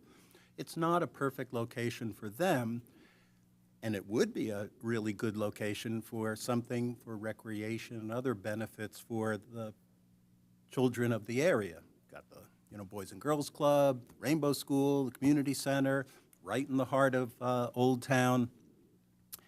And what we've been talking about is finding a property for them that would serve as an alternative to their bus depot, and then us getting the bus depot and using that for an aquatic center, a pool.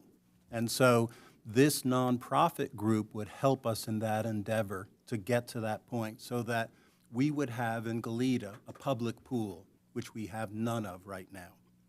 And so this is just a taste of the opportunities. She might be on the line, but the nonprofit group, I initially was going to suggest that they present to us in some ways tonight, but she said, well, I can call in on a satellite phone or something like that. All right, it's okay. I don't know if she's on a cruise or fighting behind the lines against Russia in Ukraine, but in any case, there'll be an opportunity for everyone to find out the specifics, to vote on it, and hear the opportunities if we set up a meeting in March or April, something like that. A couple more things, and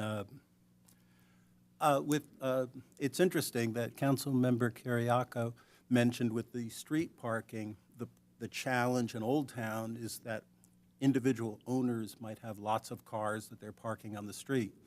In the west side, the issue that's come up is that the university and Isla Vista parking has spilled over. So the problem is that either you're banned from having a car by some UCSB sites, or they charge you for parking, and it's much cheaper to simply park your car in Goleta for free. And so some of the homeowners are getting squeezed out, and they can't find parking because it's being taken by UCSB or IV students. And so, I find that compelling. The last thing I was going to talk about, and maybe I'll pause and come back to this, is that the rent control question. And I handed out for those, well, I guess since I'm on a roll,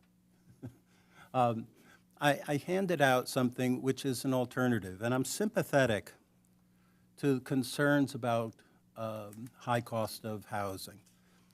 I don't think rent control is a very effective tool in addressing it. And what I am proposing is that there's a better tool to get there. Rent control isn't targeted. It applies to everyone. And the people who get the benefit primarily are those people who stay in place, who don't move.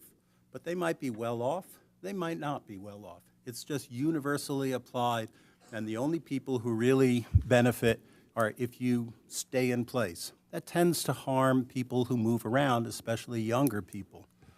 Councilmember Kasdan, I think we can have this conversation, when we move into the whole idea of rent control. I don't know if we need to go into details right now. Well, what I'm saying is I don't think we should do rent control. This Okay, would well, then be- that's what you can say. Yeah, I don't think we should do rent control, and instead, there is an alternative that I've handed out, which is kind of a revenue enhancement. Now, the goal isn't to generate revenue. The goal is to produce funds for affordable housing or to encourage people to provide affordable housing. But unlike rent control, it's targeted. The premise, and I'll be brief, as much as possible. The premise is essentially Just a that. quick point of order for process. Was this made available to members of the public as we're talking about a document? Yes. And I just want to make sure that the public has access to the document. David? You did? Okay. Okay, thanks. Okay. I'll stop now. Okay. The premise is that new housing provides inclusionary housing, and older housing does not. So why shouldn't they provide some sort of equivalent to what new housing provides? Why should they have lower costs, in essence, than new housing? New housing has to provide deed-restricted housing, a certain percent based on an ordinance. And the premise I have here is that if we think it's appropriate for housing to have some sort of contribution to affordable housing, everyone should have that requirement. Okay, I'll stop there. And I'm happy to talk more, as you can tell. Thank you. Mayor Pro Tem Smith. Thank you. I wanted to, well, first of all, just acknowledge all the different sort of, divisions within the city manager's office and all the incredible work that's going on. It's not always work that's observable by the public, so I just wanted to acknowledge that. I do want to just really reaffirm the importance of renegotiating the MOU for Fire Station 10.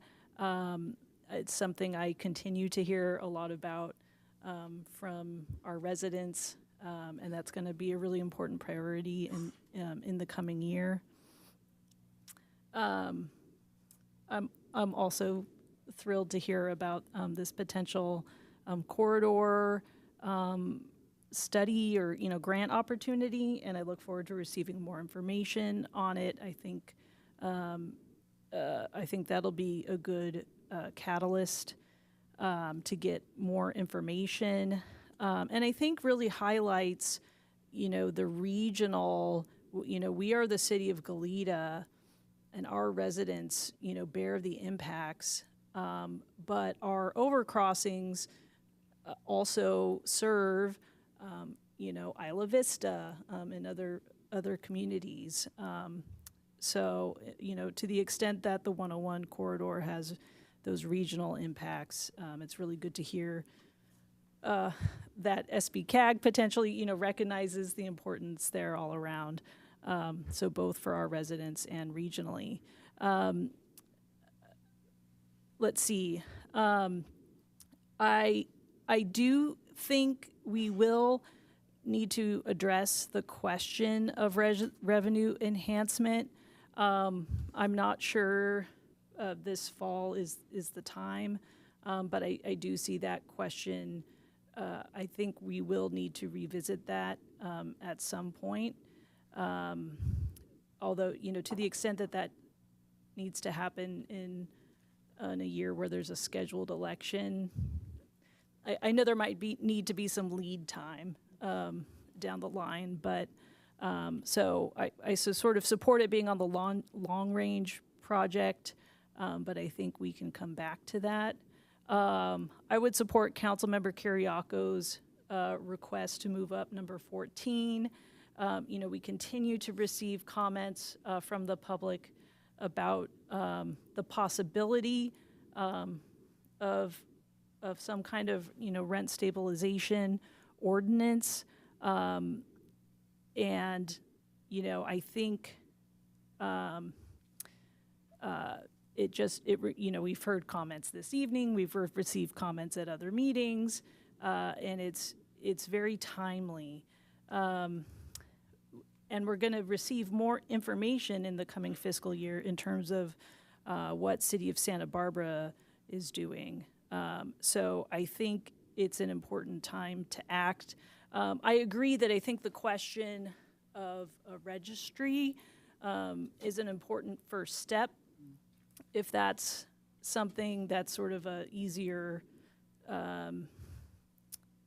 first step, that maybe that's kind of a sub-concept that could be moved up. But I would also support moving that concept up.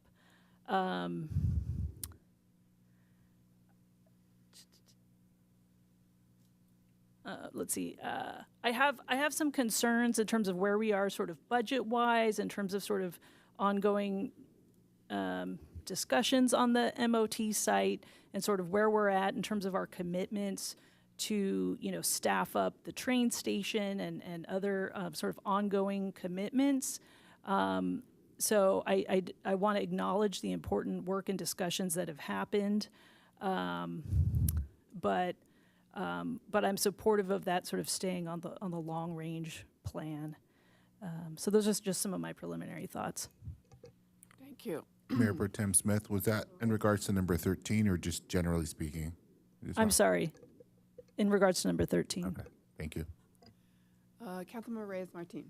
Thank you. One quick question going back to community relations. I think this is the right department. Correct me if I'm wrong, but I seem to recall on a previous work plan that we had the kind of revamping of City Assist, in particular for it to be mobile friendly. Yeah, so we're actually looking at that one through Neighborhood Services Oh, since great. they do Okay. all of City Assist. Yeah. Great. Then I will save that for when that department comes. Thank you for clarifying that. And so then looking at the colorful chart, very supportive of everything that's on here, and just want to take a moment to acknowledge there's a lot here. There's a lot of really consequential, really big projects. And of course, I'm very happy to see the initiation of the feasibility and cost estimate for the Lake Los Carneros footbridge. And as Councilmember Kasdan mentioned, I think there's some momentum and enthusiasm to really help the city get that going. So it's exciting to have that here and just keep it moving along. So I would not change anything on this list. And so then going to the next list, it seems like there's a handful of these that already have kind of some work that's happening. So I won't necessarily quibble on kind of what number they're on. It sounds like there's some work and information that might come back to us about the overcrossing project, which is exciting. It sounds like there may be some presentation coming to us about potentially something at the MOT site. Although I agree with Councilmember or Mayor Pro Tem Smith that I don't think we've had like a full-on discussion about, at least in a while, about what kind of opportunity there would be with that site, what's the priority for council. If it's something, whether that's a public pool or some other public use, I think, of course, that will require a lot of analysis from staff on what it will take to do that. And I say that as someone who my very first job as a 15-year-old was at my city's pool. They're wonderful, and they're a really big function of any city. So we'd want to kind of course, assess that. So it sounds like that kind of is going to come. So we'll learn more about that. I would actually like to move up the street parking permit program, and so maybe that's right behind the overcrossing and the MOT in terms of getting more information about them. And I say that because this is also one that I think I've heard a lot about from different parts of the community. And I would say, we had a lot of public comment that was emailed to us tonight from residents in that part of the city with Gersh Park and those neighborhoods, asking us to consider a permanent kind of resident parking permit program for those neighborhoods. I think they've continued to be impacted by parking, and we hear anecdotally that it's from the university or Isla Vista. And I think some proof of that anecdotal information is when the city does implement the temporary street parking programs for Deltopia and Halloween, which are parking permits for residents, you see that there's a very big change in the parking congestion on those streets. So I think there's some there. And I think they've been asking for, more information about how this could work. I've have limited knowledge about how these programs get started, but I know there's a lot of input. And I think most of the time, even a vote of those neighborhoods to implement something like this. And so I think in order to be responsive to that, that's also one where it kind of to get that ball rolling to at least get some information about what that would take. And then I think in other parts of the city, they're impacted by different things. I think in Old Town, we've heard both employee parking is a challenge, as well as, just the nature of those properties don't lend themselves to, long driveways or garages. And so there's more impact. So the solution in other neighborhoods might look different. But I think in that neighborhood might be a good pilot to really, the neighborhood around Gersh Park might be a good pilot to really think through how more traditional street parking permit program might work. So I might move that one a little bit. On number 12, I know we've heard a little bit about what other cities are doing. I guess my question would be do we need to make kind of a definitive decision about whether or not we are going to pursue something for either of the upcoming ballots? If we do need to make a decision, then I think that does necessarily need to stay, higher up. I will say I am not convinced that that is something that I'm supportive of in this next fiscal year. So from my perspective, I would move that one way down. And then maybe swap that with the street parking permit program. On rent control or this question on 14, I would say I'm not necessarily ready to say that that's the solution. I would want to really both have some information from staff about the measures that we have already taken and how those have gone, and kind of get a recap of all that. Councilmember Kasdan has some ideas. Others with some time might also have ideas of what is needed and what we can implement. So I think it's appropriate where it is now. And like with other things, it might move up as new information becomes available to us. I think we'll, of course, be watching really carefully what happens in neighboring jurisdictions, and hopefully we can learn from those, that process. And then I think the others, I don't think I would change any of these others. I think those are my comments for now. And Madam Mayor, if I could respond to one of Councilmember Reyes-Martin's kind of question, comment, and I'll respond specifically to the comment, but then also it'll segue to a more general comment about how these two tables operate. So the question was about specifically revenue enhancements or putting a tax measure, and is the action today kind of an action thumbs up or thumbs down? Are we moving towards something in November? Yes. So by virtue of if the council were to leave it on this table, that is direction to staff to not pursue a tax measure for this November. And you could move it anywhere on this table, and that would still have the same effect. More generally, I would just like to remind the council that that is also generally how the two tables do operate. So staff, we don't kind of work on things. we don't do well. Staff is not successful when we're kind of working on things. We're either working on something or we're not working on something. And that's the reason we prioritize. So if it's on this list, yes, we're hearing comments about moving some of these items around. But if it's on this list, what's being proposed here is that this would not be worked on in fiscal year 26-27. So it can be there for this conversation a year from now. But again, it's either we're working on it or we're not working on it. I know that takes discipline and that's hard sometimes, but even bringing a presentation to the council does take work. Okay, I think it's my turn. So what we're saying, I think what I'm hearing is that the colorful green and blue chart of projects, it sounds like everybody's pretty in support of leaving that as is. And that's an awful lot. That's all I'm saying. I agree. That's a lot. I get worried when we put that much on our staff. Anyway, but I'm hearing that the council want to leave that kind of as it is. And as far as the next list, I will just briefly say the 101 overcrossing has been a project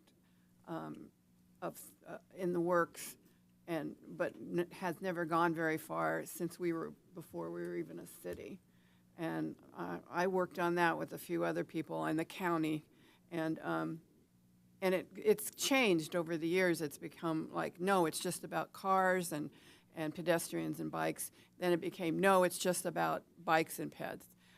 There is a need. I see it, and I especially see it because we're growing, and there's a lot more housing being proposed, and students and pedestrians need to get across the freeway instead of running across the freeway, which has happened, and with not very much success, they don't make it. So that's something that I think it's good where it is because we don't know if this this grant is going to come forward and may cover that, and that would be excellent, along with some other things. So I think it's fine where it is. I'm anxious to hear a little bit more about the group that's coming in, but I don't think that's something that's going to happen immediately. But I think there's some conversations that are worthy of really hearing from the folks that are proposing an aquatic center and what they have in mind. As far as rent control, I don't think it's a bad idea to just see where the city of Santa Barbara goes and how things work with them and be watching them. And also I like the idea of a registry. When we met with the mayor from Alameda, city manager, myself, and they have a gigantic rent control department, but it's manned by its own department and its own legal. So we could ease into it, but it's a big deal. It's not going to happen overnight, and I think we have the perfect opportunity right now to watch and see what happens with Santa Barbara. Street parking is an issue. I'm starting to get more emails, especially from the Phelps area and Scripps area. Scripps, is that the name of the street? Yeah. Yeah. And what it is that it is true. The university, the first year of college, you cannot bring your car to school. Well, they still are. They're just parking it in the neighborhoods and then getting on their bike or hopping a bus and going to campus. So it's happening, and I sympathize. And we're growing again, and that's something that we really need to at least start looking at, maybe phasing it in or looking how we could do it. I don't know. I don't know about another tax initiative, unless I'm struggling with continually asking people for money. I know we need more money, and but I'm not in favor of doing that right now. So let's see. Is there anything else I'm forgetting? I had thought about a TOT tax. I remembered asking Luke Rio, our finance director, about that, where the money, all the proceeds from that tax would go to roads, and maybe that would pass. I don't know, but I don't know if the timing is right for me to put something like that on the ballot. And I'm really very excited to hear about, going back to the colorful slide, number 10, because people really love that footbridge and that loop that it provides for people that walk. And it's great to hear that there's a group out there that's really interested. I had heard rumors about it a while ago, so that's great to hear it's moving and doing well. So I think that's it for me. Did I miss anything? I just hesitate to put anything more on this colorful slide because it's a lot. And Madam Mayor, we'll certainly kind of regurgitate back what we heard in terms of moving some of these around. I think there was a common thread, and I'll do that at the end Okay. to make sure I got it right. It may have not been unanimous, but I Okay. think we heard moving the order around a little bit. We'll do that after public comment, Okay. because I assume you're about to take public comment. Just one comment on the tax measure. Yeah, there's a multitude of things that could be done. I know before Measure B was done, there was a whole study conducted by the Finance Department that looked at all various options that led to the council decision on a sales tax in Measure B. The three that, have come to my attention more recently are a parcel tax, which is, I think, a part of what Councilmember Kasdan passed out today, doing some type of a different business tax, and then the third is the TOT. And I would say, based on what I know and my experience and what some of the other cities have done recently, out of those three, if we ever get to that point, the TOT would certainly be the easiest lift. Okay. I just wanted to clarify that I would support moving number 14 to the current fiscal year, because I think as soon as any other local jurisdiction takes action in the upcoming fiscal year, that attention will come to the city of Goleta. So I think that's coming from the community, one way or the other.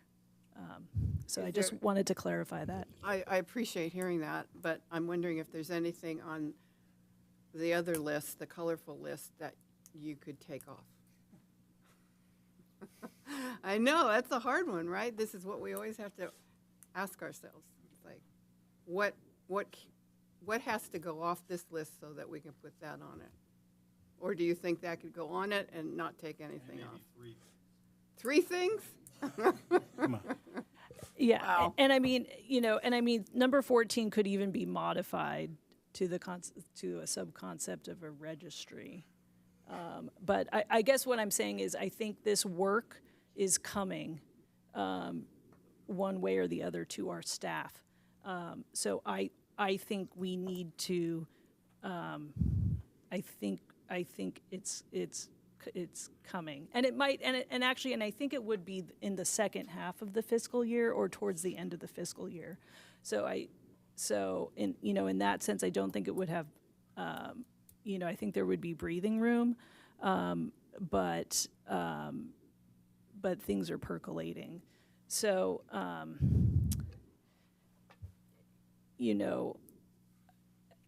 it's hard sort of without getting additional info. It's sort of hard to say, okay, I don't know,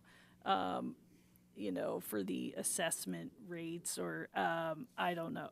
I don't have as much information on some of these other items, but that, obviously if we have contracts,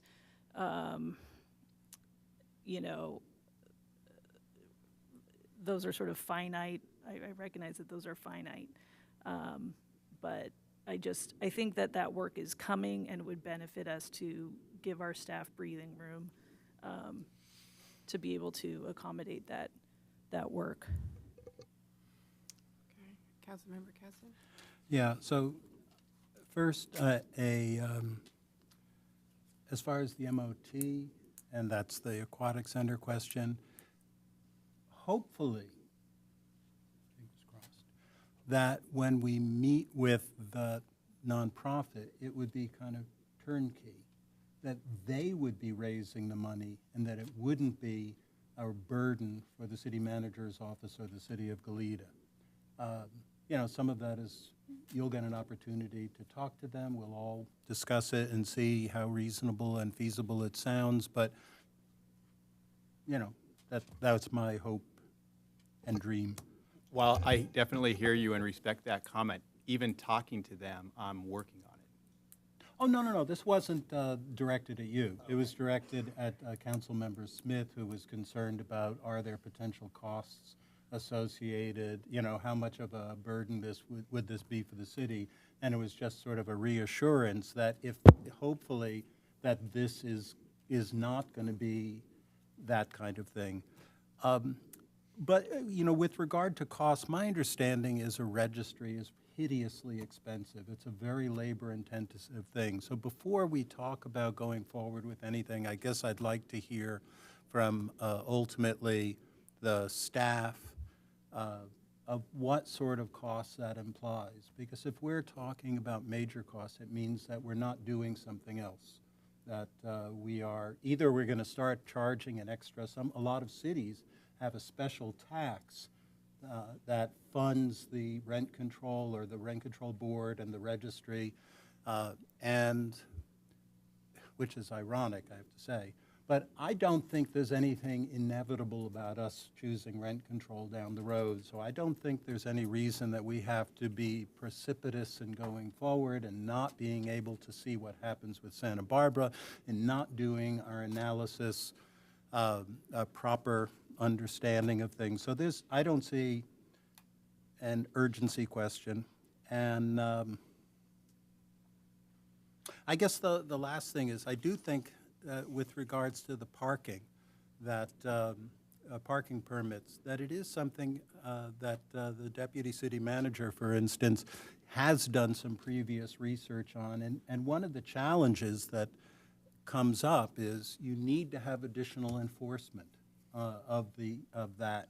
And so that means essentially that you're going to have to charge people for that additional enforcement. And do you want to have full cost recovery, in which case it becomes a challenge for areas that are less well off?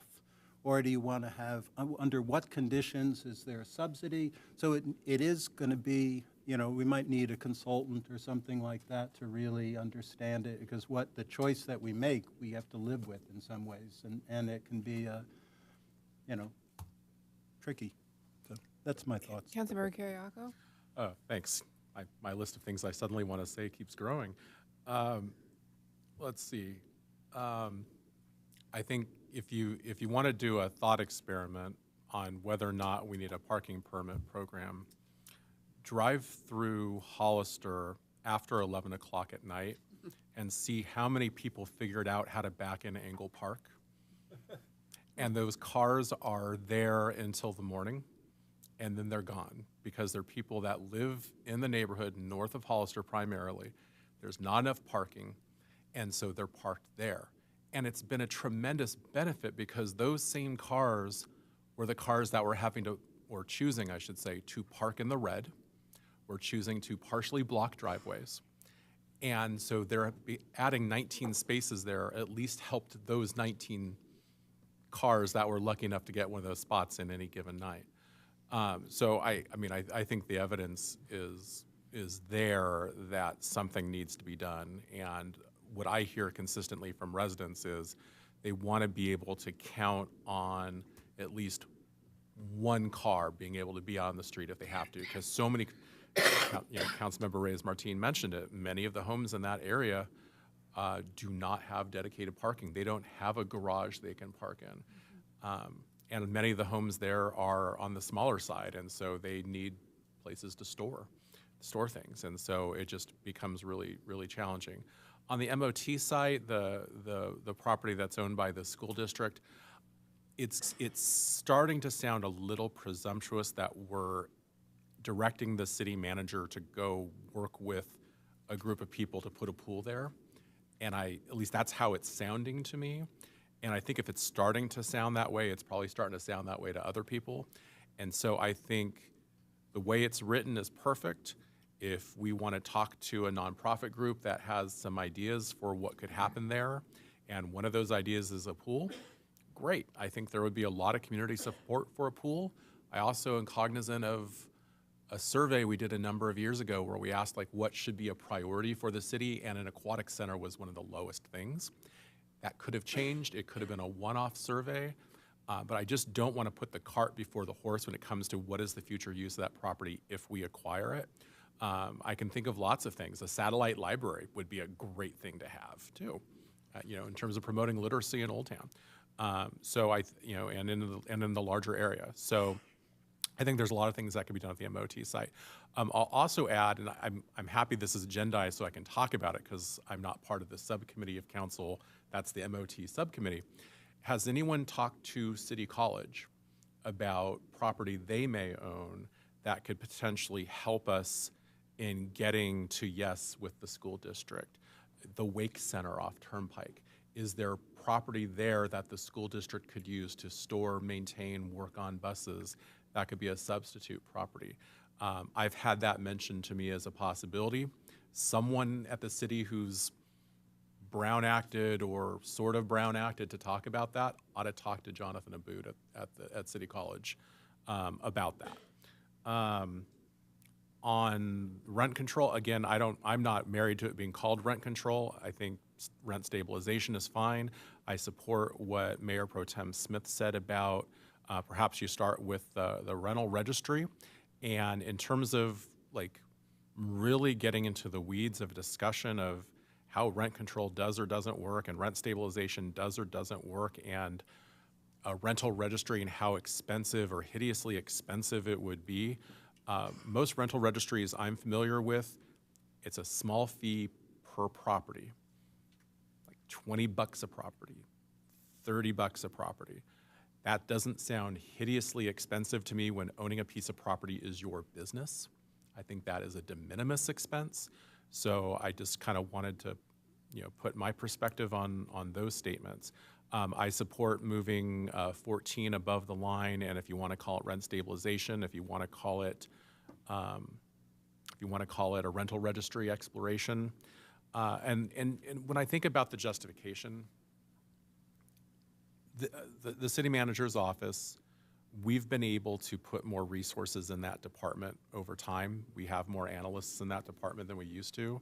We reclassified the assistant to the city, the executive assistant position as a management analyst. There's more capacity to do more complex work in that department than there used to be. I'm not naive enough to think that necessarily means we can add one or two more items to the colorful slide.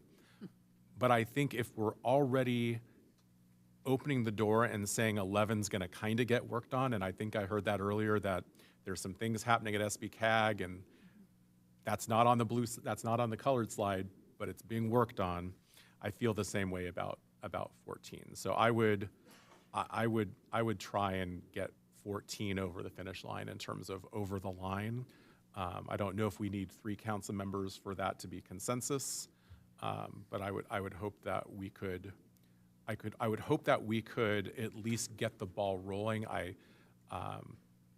appreciate what Mayor Pro Tem Smith said about it likely being something happening later in the fiscal year.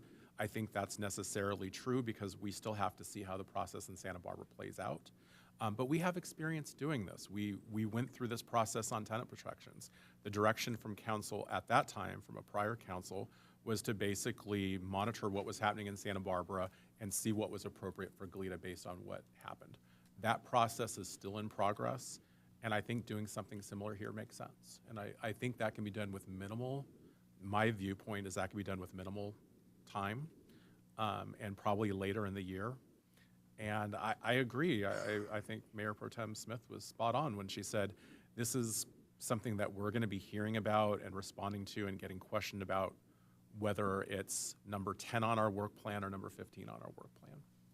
I just think it is, and I just think it's time. Okay, well, we haven't heard from the public yet, so I'd like to go to public speakers. Yes, thank you, Madam Mayor. I do have 2 speaker slips and 1 hand raised. Those of you on the Zoom webinar, please use the raised hand icon and I will call on you.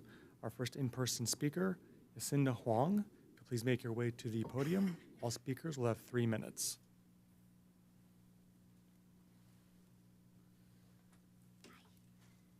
Good evening, Madam Mayor and members of the City Council. I would like to speak in regards to item 15, which you all touched based on. We live in the First University Could you move Village. the speaker a little bit? Yeah, just move it Lower? towards your mouth. Okay, Okay. perfect, because I'm having trouble. This better? That's better, Okay. thank you. So we live here in the First University Village area that you had touched based on, Armstrong, Phelps, Scripps Crescent. And I'd like to thank Council Member Kasdan, who did attend one of our HOA meetings to witness firsthand how congested and dense our streets are becoming.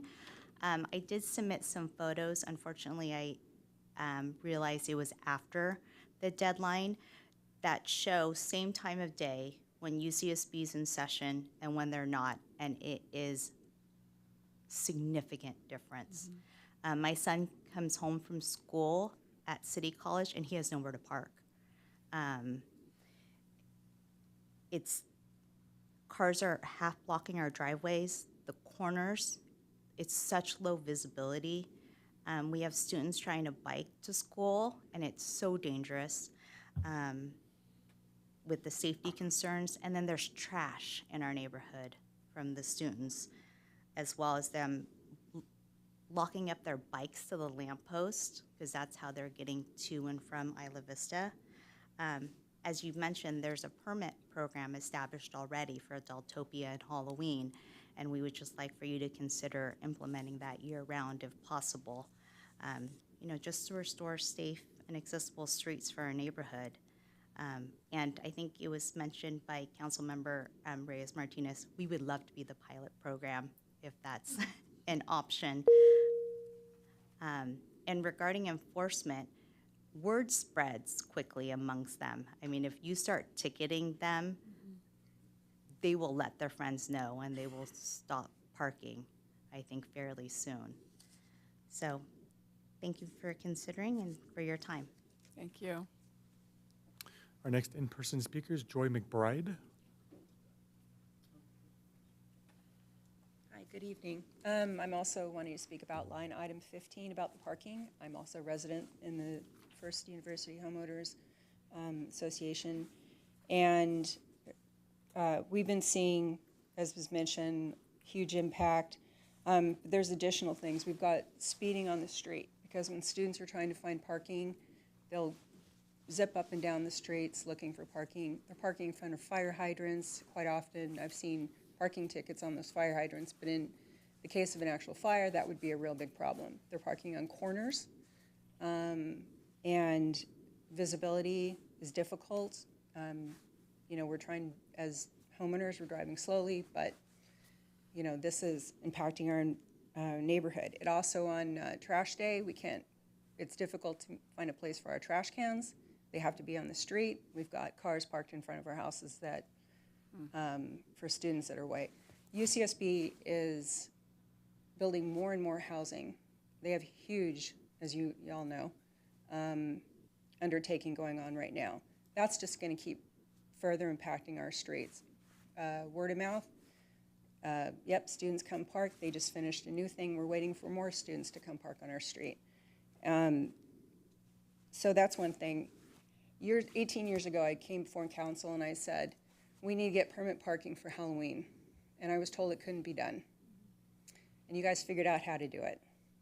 And you figured it out for Deltopia. So I'm confident that you guys can figure this one out for us. In addition, because we're an HOA, signage can be put on lampposts. That would cut down on expenses for the city. All those permits that are sent out to us for Deltopia and for Halloween, those funds could be now used to put signage up. UCSB, or City of Santa Barbara, did it down for residents near the City College. And so we know it can be done. I also have proof, pictures. If you want to really know what it looks like, go before when the school's in session, and then go during the holidays or going summer. And all of a sudden, the cars are gone during that time.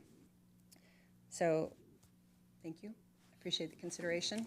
I'm confident, and that would get rid of one of your line items really quickly. Thank you. Now we're moving to our online speakers. Our first online speaker is Bill Woodbridge. please unmute yourself. You have 3 minutes. Hi, Mayor and council members. I really, really appreciate James Kiriako's efforts on behalf of item 14. I urge you to move that way up. This is not a matter of niceties or prettiness. This is a matter of helping people that live in your city. Santa Barbara passed a rent freeze as of December 16th until they can establish a rent control ordinance. They reaffirmed that rent freeze a couple weeks ago. You could do the same thing until you establish a rent ordinance and a cap. 4 people in only 2 buildings where I live at Patterson Place moved out just in the last 10 days because the rents are getting too high. I will have to do the same this May if my rent goes up another 10%. We don't have time to wait for the new buildings like the Willow Springs new project to be completed. That's 3 years away. That's 3 years too long. We need something done now. We needed something done 5 years ago. We don't have time to wait a long time to see how the Santa Barbara issue works out. We need something done now. My rent is more than my fixed income. It's going to go up another 10% in June, at which time I will have to make the decision of whether to move out of the city or out of the county or out of the state. It's just too much. 10% every year is too much. It should be a maximum of 5%. The ordinance in Santa Barbara does not affect single-family residences or condos. You could do the same. You could almost copy and paste their ordinance. I urge you to do that. Time is of the essence. A lot of people are suffering. This is a critical issue, much more so than a lot of the items above number 14. Please move number 14 up in your priorities. Thank you. Thank you. I have no further public comment for this item, Mayor. Thank you. All right. Back to Thank you, Madam Mayor. When I made the comment earlier that I could summarize what we heard, yeah, I'm not sure I can do it now. I knew you were going to say that. So I did hear, what I did hear was move number 12 down to say 15. By doing that, that by nature would move those 3 up. So I did hear that. But then since then, yeah, there's been a conversation about, yeah, how high to move up rent control and how high to move up street parking permit program. So I do think we need some direction on that. And I'll just add and remind the council that, yeah, on the other list, if you could share it, Jaime, I honestly do not think starting on rent control is an easy task. It is a hard task, and it will take a lot of my office's time. It will also take a lot of time from the planning department and the housing department. So it is a heavy lift. Again, we can't kind of work on something. We either are working on something or we're waiting for it to become a priority. So items would have to be removed from the list. Otherwise, all of them will suffer.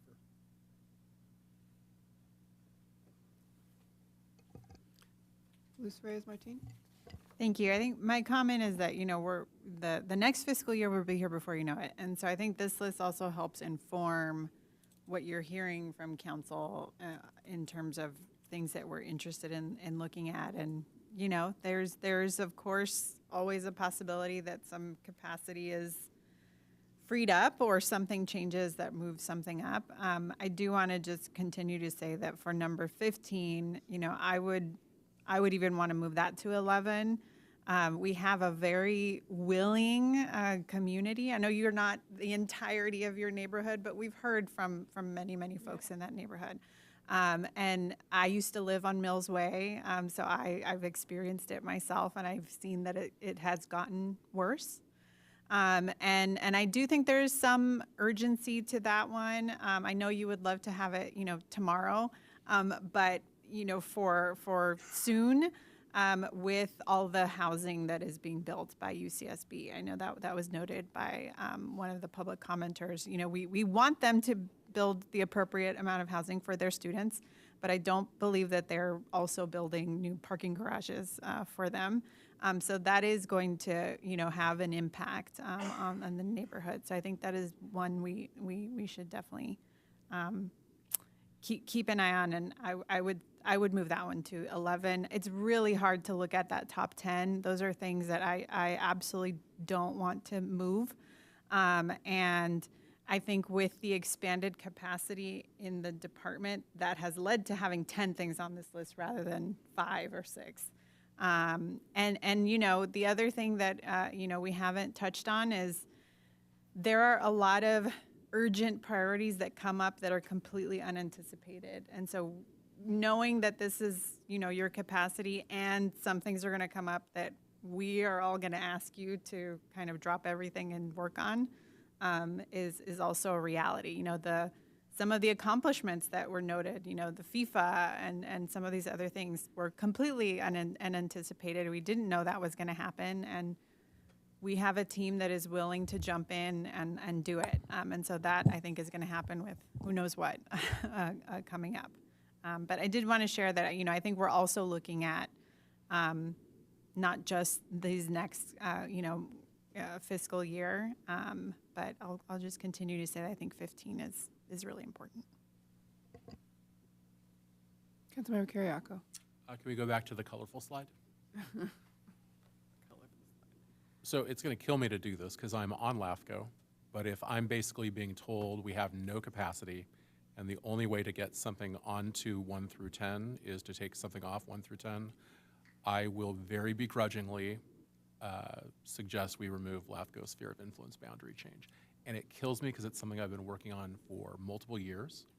And in terms of thinking about it and how to accomplish it. And we have a representative on LAFCO now, which is not a guarantee.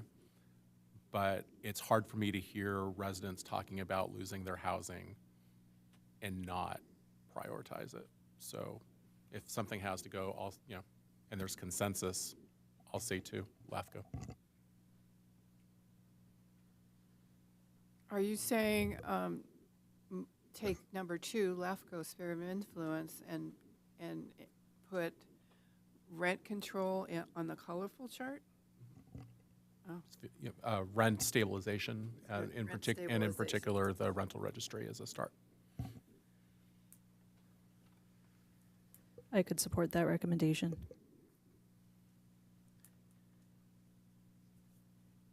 Councilmember Keston. Yeah, no, I would not support that. I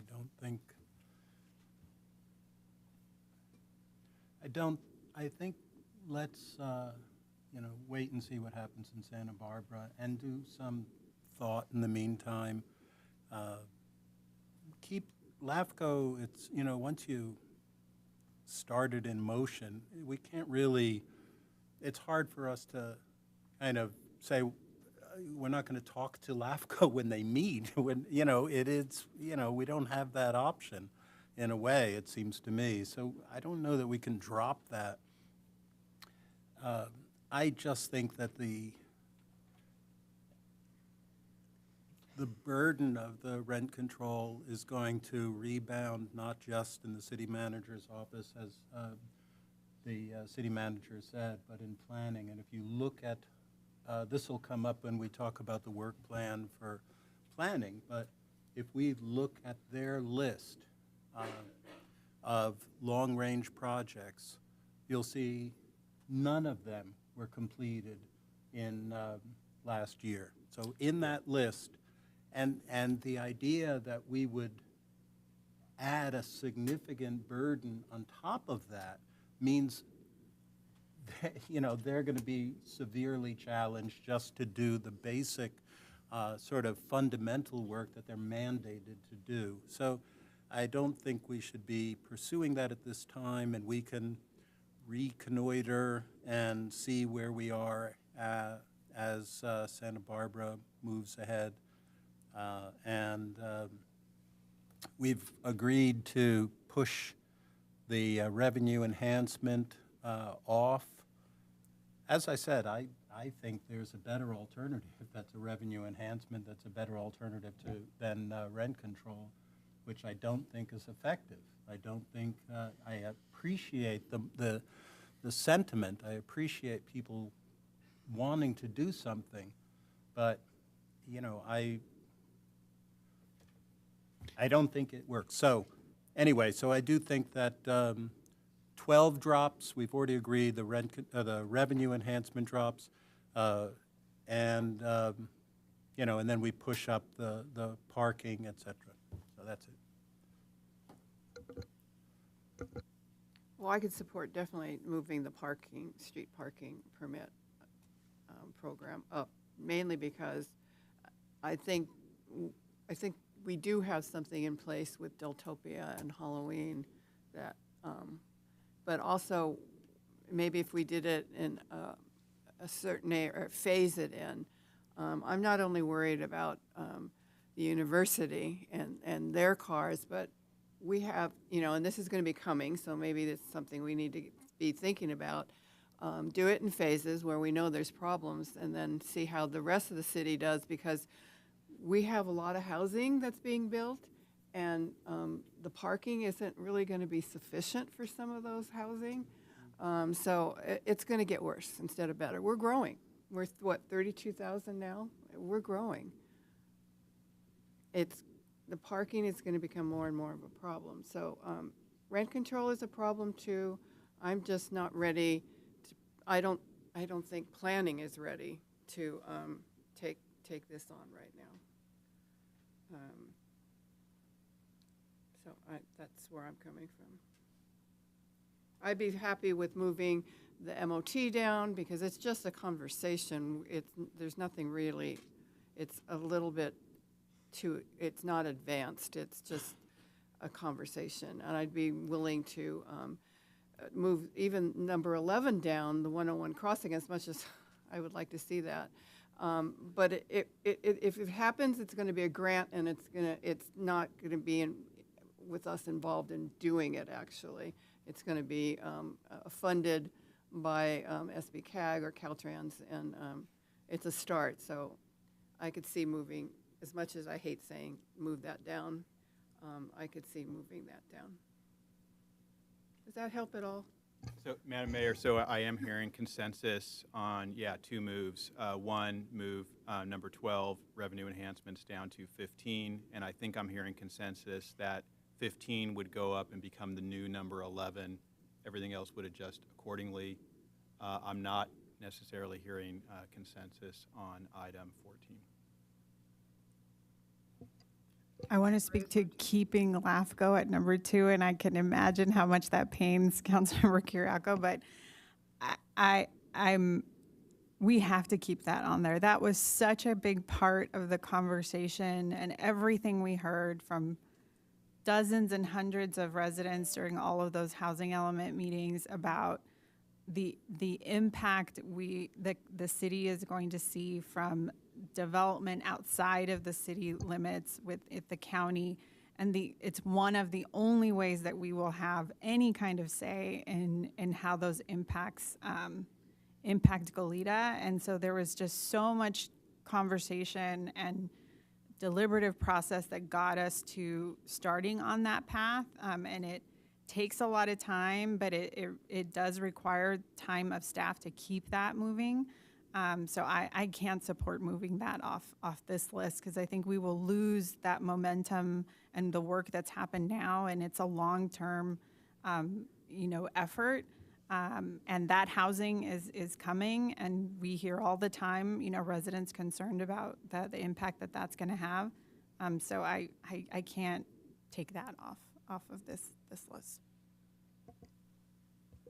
Yeah, I think, I think some of the analysis too is a question of like the timing.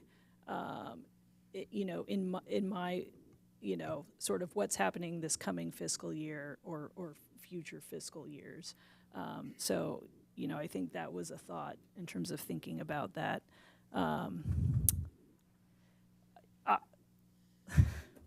I don't want to muddle it. I would support keeping number 11, and then the next one to be parking right next to it. And maybe it doesn't matter because it's just sort of a long-range list. And if we don't have consensus to move 14, above the line, so to speak, then I guess I would, so if it were like 11, the overcrossing question, 12, the parking, and then I'd ask that the rent option be next in line. We're really, jurisdictions are really limited. State law already limits what local jurisdictions can do. So a lot of what exists in communities like New York and Los Angeles were actually prohibited under state law from undertaking. So it's a very narrow lens of even options that we can take under state law. So I do think that limits the work to some degree in terms of the state law options. But just some thoughts on the list. Councilmember Carey. I don't want to muddle things either, so I'll just say I support what Mayor Pro Tem Smith said. You know, when I heard our city manager talking earlier about the LAFCO item, what I heard was it was not necessarily going to be the heaviest lift for his office. I think the planning department is a different department. The city manager's office isn't doing the pre-zoning. The city manager's office isn't doing a lot of the other changes that go into setting the stage for a sphere of influence. I thought that perhaps you just temporarily drop it down for 1 year and we could try and get it back up the next year, but it doesn't sound like we have consensus. I'll just let it go. Moving it up to 13 works for me, I guess, for now. And I support the other changes that were recommended. You know, yeah, I guess let's move street parking permit program up. I appreciate the comments. I don't really want to see Goleta 101 overcrossing drop very far. So, yeah, I would drop the revenue enhancement options down as well, and slightly move up the rental one and move up the street parking one, as was discussed earlier. I'm okay with that. I can support that. Mayor and Council, I would actually request, it sounds like we have consensus. I think it would be helpful to take a motion on the work plan. That was a practice we sought to institute consistently last year. Yes, Yeah. With those proposed changes, which I can read into the record if I understand them correctly. Okay, thank you. Sure. I'm sure I have them correct. Okay. So the new 11 would remain the same, the 101 overcrossing project. The new 12 would be permit parking. The new 13 would be rent control, rent stabilization. That's what I heard. No, MOT. Okay. MOT. No.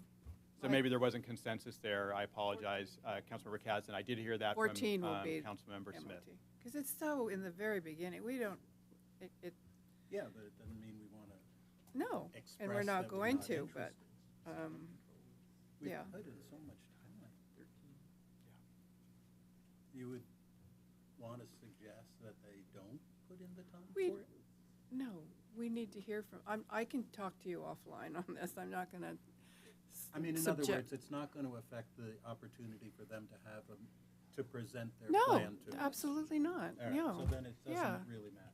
Okay, fine. As Got it? rent control 13, mod acquisition 14, and then tax measure or the revenue enhancements 15, everything else the same.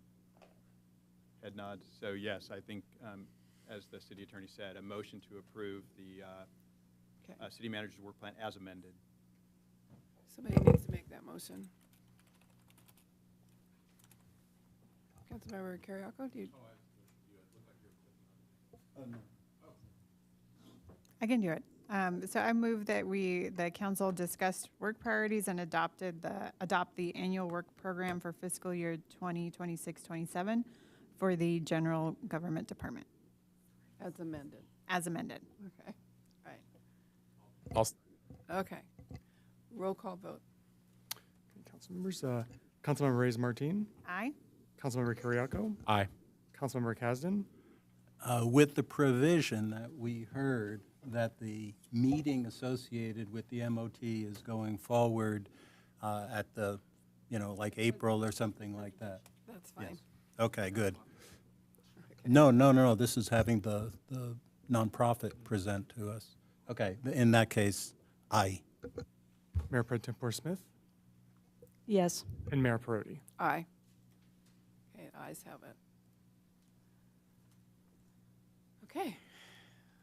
Break. I need a break.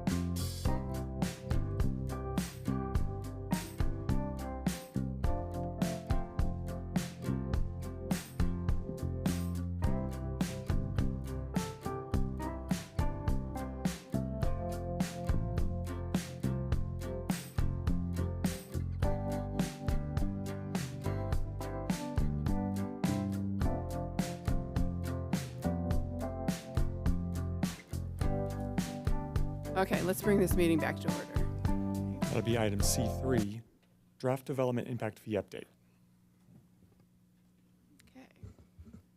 Good evening, Madam Mayor and City Council. There you are. Tonight, Public Works will be presenting on the updated draft development impact fee nexus study.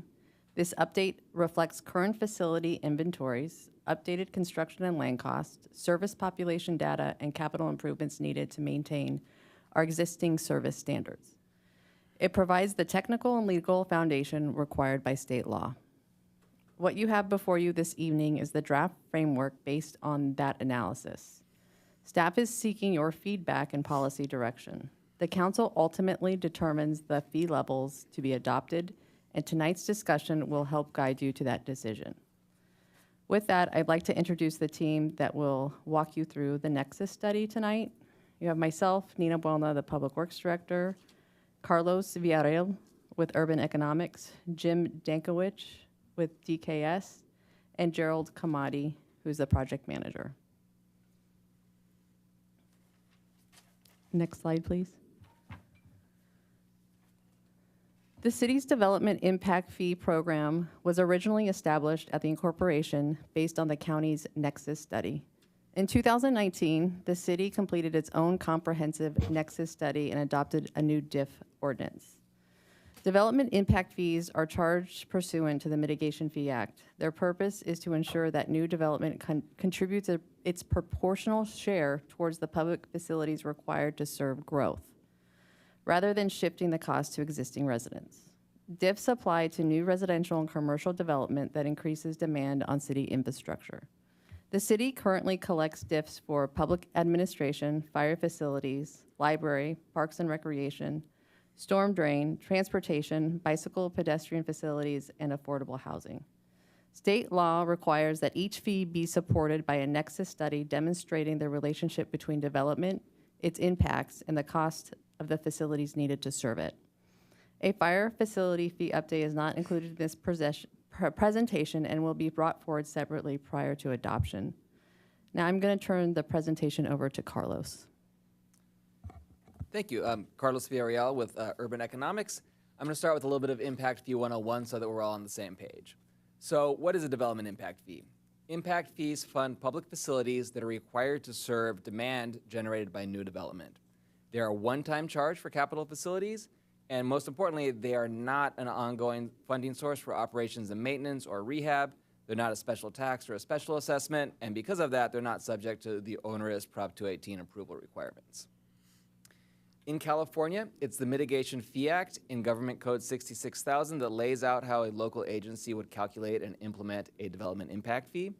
A nexus study demonstrates the relationship between new development and the facilities needed to serve that development, and the nexus study needs to make several key findings. First, we need to demonstrate the new development creates the need for facilities, that new development will benefit from the use of the fee revenue, and that the fees are roughly proportional to new development share of facility costs. We also need to make some housekeeping findings, such as documenting the purpose of the fee and how the city intends to use the fee revenue. Next slide, please. So I'm going to discuss all of the impact fees included in our study except for the transportation fees. Jim will discuss the transportation fees in some later slides.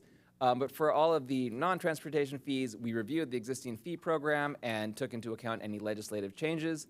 We updated the land use scenario, and that included updating the base year to 2025, updating the build-out land use projection to build out, or approximately the year 2050, updated the corresponding population and employment estimates. We also updated the existing asset inventories, and we're able to recalibrate the existing level of service for all of the facilities.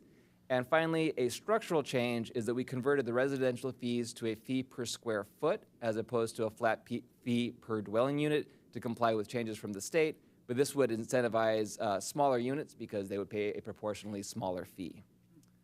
Next slide, please. So this next flow chart just kind of gives a rough overview of how we calculate a fee. We start by identifying existing development in the city. We take a look at the existing facility inventories. That allows us to calculate an existing facility standard. A common example here could be park acres per 1,000 residents. From there, we can use that facility standard and the cost to build new parks to construct the fee schedule. Then we describe the eligible uses of the fee revenue. And then if the city council chooses to adopt the fee, then the fee would become implemented and the city would start to collect fee revenue and then program that revenue to eligible capacity expanding projects that benefit new development. In the next slide, I'll go through a little bit of the math so you can see how this actually works. So in the case of libraries, we start with an existing service population, and this includes residents and a weighted amount of workers, the idea being that someone who works in the city demands library facilities at a different amount than someone who lives here and might have their children here. From there, we would take a look at the existing facilities currently providing service. Currently, the city owns a replacement cost of roughly $15.9 million in library facilities. We can then calculate the facility standard. We first calculate it in terms of buildings and collections, but then it gets boiled down to a cost per capita. In this case, it would be $424 of replacement cost of library facilities per capita today. From there, we can calculate the fee schedule. We first add 5% for fee program administration, and this would include the non-capital costs of administering the fee program, such as staff's time, city attorney's time, CIP programming, et cetera. We add that 5% to the cost per capita and then multiply it by an estimate of residents per dwelling unit. In this case, based on the latest American Community Survey data, a single family unit has about 2.95 residents per unit. That gives us the total fee of $1,316 per dwelling unit. From there, to comply with AB 602, the state directive to calculate residential fees per square foot, we divide the fee per average size dwelling unit by an assumption of the average square feet per unit to get a fee per square foot, which becomes the fee schedule. And then from there, assuming the city council adopts the fees, the fee revenue collected would get programmed to eligible capacity expanding library facilities projects. Next slide, please. And so now just wanted to run through some of the overarching assumptions used in the study. This slide lays out the growth projections through build-out. For residential, the numbers are expressed in terms of dwelling units, both existing and at build-out. Based on the assumptions here, we're contemplating about a 20% increase in residential dwelling units. The non-residential projections are expressed in terms of thousands of square feet of non-residential space. So you can see there, it's a little over 4 million additional non-residential square feet projected through build-out, which represents about a 23% increase. Next slide, please. And from here, I'll hand it over to Jim Dankowicz to discuss the transportation diff process. Thanks, Carlos. So Jim Dankowicz with DKS. And so transportation fees are done a bit differently. They're subject to the same Mitigation Fee Act requirements, need and the purpose for the fee, the use of the revenue and proportionality. But the methodology is somewhat unique for transportation, and that's evolved as the Mitigation Fee Act has evolved in terms of unique models that are used for transportation and the standard of practice for legal defensibility. So with that said, what you see here is kind of the circle of life for a traffic impact fee. It's step one is everything that Carlos described, which are the land use projections of your general plan. Step two, for traffic, you need traffic counts to establish what is the baseline and what is operating well now versus not operating well now based on existing conditions. And then step three is that analysis tool I mentioned, which is a travel demand model. That is the that is the key tool for traffic impact fees. And so those land use inputs and growth projections and planned growth is input into the travel demand model, and it generates what the future traffic conditions will be. And based on that, which is step four, we identify the infrastructure that, based on those projected growth in traffic, will not operate to city standards relative to the general plan. And so we identify improvements. In step five, we cost those improvements, and we do the fair share. So what is the fair share to new development actually contributing to the deficiencies that are identified? And all that goes into step six, which is your traffic impact fee. And so I'll discuss, next slide, a bit more. So, why do we update the traffic fees? As Carlos said, there's new legislation, AB 602, was passed, SB 99, which dealt with accessory dwelling units, and then more recently, AB 358, which identified discounts for VMT-efficient residential housing. In terms of updates, the Mitigation Fee Act also requires updates every 8 years. It says 5, but it's really 5 to 8 years, but 8 years is really the max. And then, obviously, you want to update your land use assumptions relative to your general plan and any modifications to that general plan. And last but not least, you want to account for construction costs, and those have been changing significantly over time. And so just to give a frame of reference, the last time the fees were updated were in 2019. The growth projections doesn't reflect some of the changes that have been made to the general plan since then. The traffic model was the previous updated model, and then obviously there's the trip generation manual. There were 2 additions beyond where we were last time, and then we were basing it on 2019 construction costs. Next slide. So what did we do? So real quick, it was quite an effort. Citywide traffic counts, this was done in May of 2024. This entailed over 100 intersection counts and over 40 roadway segment counts to really establish a solid baseline. We use those traffic counts to update the travel demand model to reflect 2024 conditions, and that included the land use updates that Carlos mentioned. We also validated that baseline model to state and federal criteria. That's very important because you need a validated model for defensibility. We then plugged, once the model was found to be healthy and working properly, we plugged in the forecast and ran the travel demand model.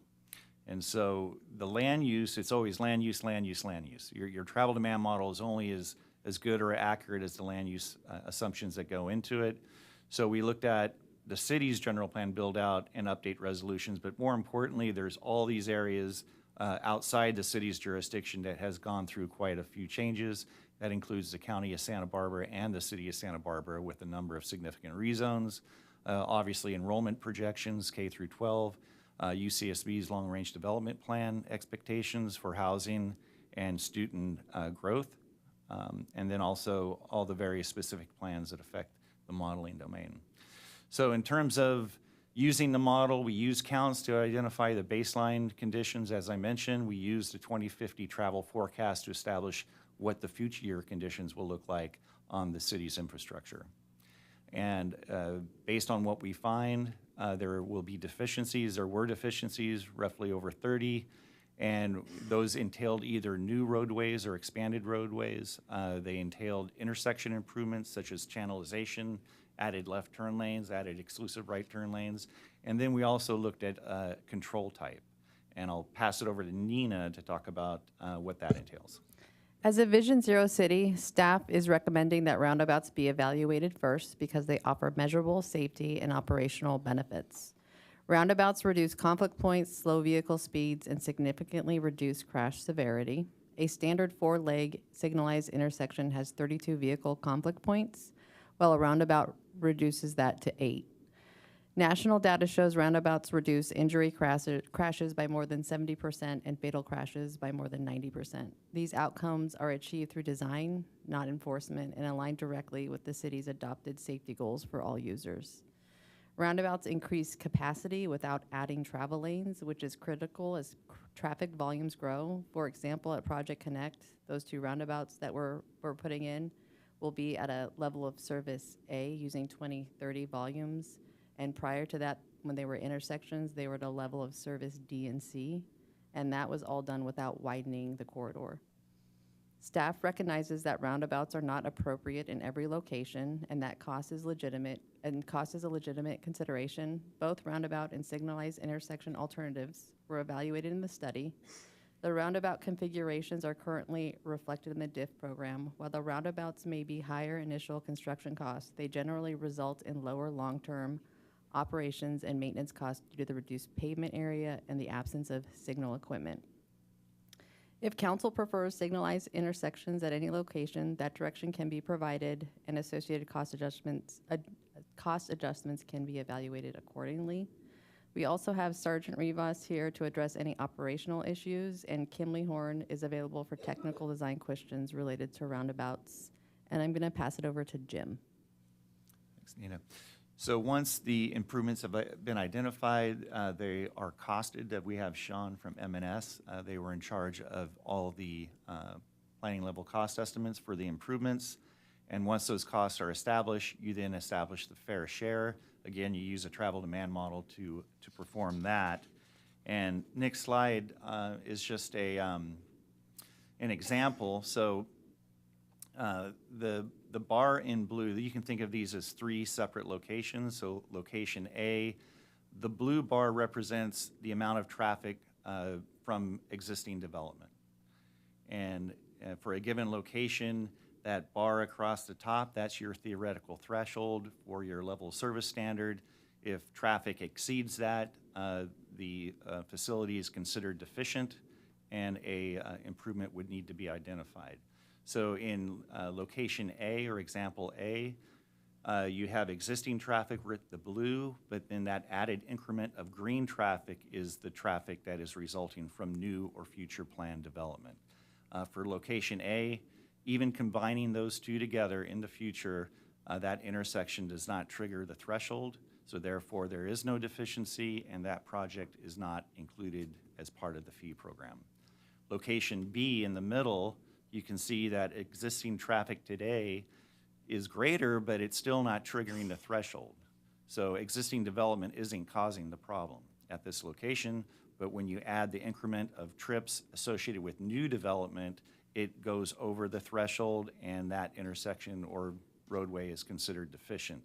In that example, the fair share, 100% of the improvement cost would be the starting point for establishing the fair share. So that's pretty significant, 100% of the improvement cost. In the third item, or the third potential outcome, is location C, where you can see, based on existing traffic by itself, it's an existing deficiency. And you can't charge new development to fix problems that growth has already, that your existing land use has already caused. So in this case, all you can do for a starting point is look at the increment of the green associated with the amount that's over the threshold as your starting point to estimate the fair share, and that's significantly less than location B. So that's why it's very important in terms of legal defensibility to make sure you understand what's an existing deficiency versus what is a future deficiency when it comes to fair share. And why is fair share so important for Goleta? I do a lot of these all over the state, and you guys have a very challenging environment. Next slide. Primarily because you're surrounded by islands of other jurisdictions. It's kind of hard to see, but you see the city of Goleta, the big green polygon right in the middle. That's the city of Santa Barbara, the airport, and the airport-specific plan. You have UCSB, obviously, below that, which is its own entity creating traffic that it generates. And then you have the county, which is yellow, but what's also the county is the brown that is just east of 217 and south of Hollister. Those are zones that are associated with the county rezone, and those were previously ag, and now they're residential. And so this was not the case in the previous update. You also see a bit of that north of Cathedral Oaks, west of Stork. That's your Glen Annie Golf Course, and that's being rezoned to residential as well.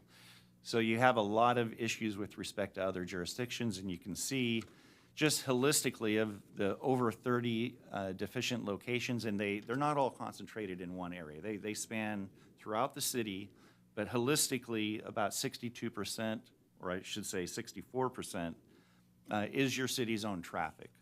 But the county contributes 23% of that, and City of Santa Barbara is approximately 7%, and UCSB approximately 5%. Now those percentages vary depending on the exact location for a given deficiency. For instance, near those county rezones, there's deficient locations along Hollister Avenue that are directly significantly impacted by those developments, and the fair share for those projects are significantly swayed towards the county, but the problem is you can't charge the county the fee. You can only charge your own residents a fee. So that's the issue that the city deals with. And I'll pass it back to Carlos. Thanks, Jim.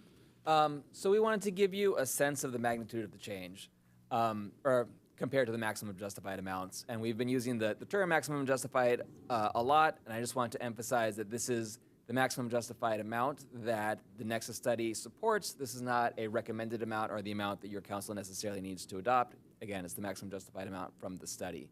Another thing I wanted to point out about this slide is that for comparison purposes, we're comparing your existing fees, which are charged as a flat rate per dwelling unit, to the fee for the average sized dwelling unit. In this case, it's 927 square feet. This slide is for all residential units except for single family, so think multifamily apartments or condos. This is the fee that would apply to those types of units.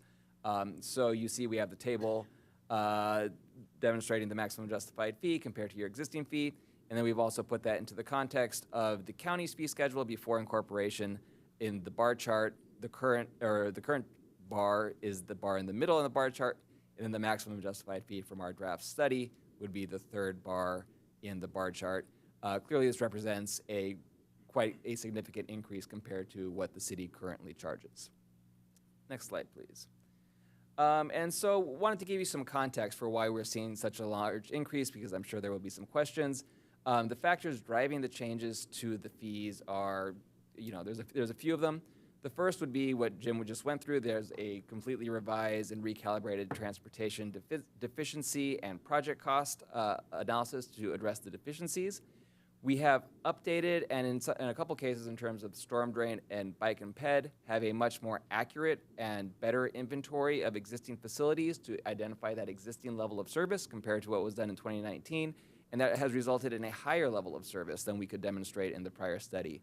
And then the third factor would be just overall increased construction costs and land acquisition costs since 2019.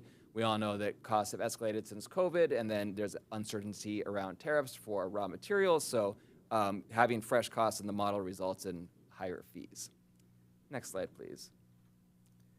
And I won't belabor this slide. This is a little bit of a more granular explanation going category by category, what has changed since the last update. But again, the 3 points I made in the prior slide are applicable in this case as well. Next slide, please. So then we wanted to give you a sense of what this fee program, if you adopted the maximum amount, would generate in terms of fee revenue. So again, we're kind of comparing the county's fee schedule to the current implemented fee schedule to the maximum justified fee schedule in this slide, taking a look at the projected revenue. If we're just taking a look at your current fee schedule, through build-out, this would generate a maximum amount of about $313.5 million compared to $564 million if your council were to adopt the maximum justified fee. To give you a little bit more context, though, I should note that this projection of fee revenue is if all development between now and build-out paid the full fee schedule. The city already provides discounts for beneficial land uses such as nonprofit special care or nonprofit child care. So to give a little bit more context, since 2019, about 15% of the fees that could have been generated have been discounted or waived. So if, just to give you a little bit of sense of what might happen here as well. And another note is if we were to assume that all low and very low units in the housing element had the fees waived, just to kind of bookend the discussion, that would result in a waiver of about $53.5 million through build-out. So again, just trying to give you a little bit of context for what these maximum justified revenues might look like. Next slide, please. So yeah, just to finalize the presentation here, we are here to listen and receive any feedback from your council. We'll take that feedback and finalize the report and come up with some recommendations. And then I think we're slated for a public hearing to consider adoption on April 7th if all goes according to plan. And with that, happy to get any feedback you all might have for us.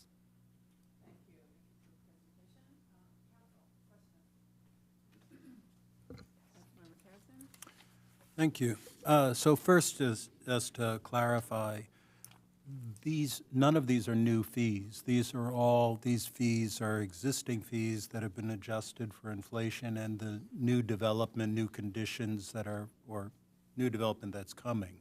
But we haven't proposed any new fees. These are what we have already had on the books? Yeah, the categories you currently charge them, yes. Okay. And could you explain the affordable housing diff? Yeah, so they're called VMT efficient housing developments, but it really is not as wonky as it sounds. So there's not a calculation of VMT, but the legislation identifies a series of juxtaposed land uses that, if present, would qualify a residential development as VMT efficient. And so it's really looking at, oh, I'm sorry. No, it's not, thank you. I was loud enough though, right? Okay. So it's a laundry list of conditions that if they're met, then a development can be considered VMT efficient. If it is considered VMT efficient, we use a SANDAG down in San Diego study of smart growth. They looked at trip generation estimates of suburban development and then the same type of land uses in more urban developments. And so there was a range of less trip making as a result of development being juxtaposed to complementary land uses. And that's the idea.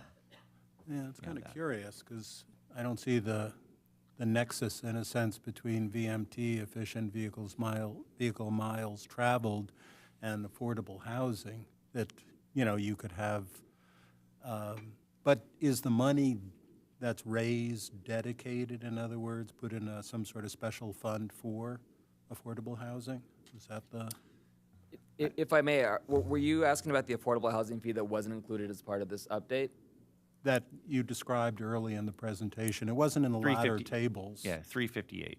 358. Yeah, I don't believe there's a provision that the discount is put back into a fund for providing affordable housing. It's just a discount from the fee. Okay. Let's see. Well, first, just a comment. So, for instance, previously when I had heard about Fairview and Hollister, for instance, it was always, or excuse me, not Fairview, Cannon Green and Hollister, it was always with the idea that this was a traffic light that was coming. And this is the first time I've seen any reference to, oh, it's a circle now. It's, you know, obviously Vision Zero does not exclusively require traffic circles. It's an option, and we didn't vote exclusively for that. So my observation is this is exactly the sort of thing that a committee would be helpful for, or a commission, for people to get these things and be able to react. You don't have to really comment. That's more of but I would like to know right now, as far as these, how binding are these proposals as far as traffic circles and other things? This is what the developments are being charged for in order to accomplish that. Is it that we are able to deviate or adjust depending upon, you know, things down the road? How does that work if we're charging people for a particular type of project? Councilmember Kasdan, this was a recommendation, so we've developed both scenarios. So if the option of council doesn't want to move to roundabouts, we have a signal cost associated with it. So is it the case that for essentially for all of those hundreds and hundreds of circles, which is how it seemed, but and by the way, I don't have anything against traffic circles. I think as a traffic calming device, it probably is pretty good. It just seems they were sort of breeding or something. But, you know, how much is that? So for each of those traffic circles, do you have a comparable set of alternatives? We have a signal cost for each traffic Okay, circle. so each one Yes. where there's a signal, or a circle, you have a signal option. That's correct. Is the circle the most expensive?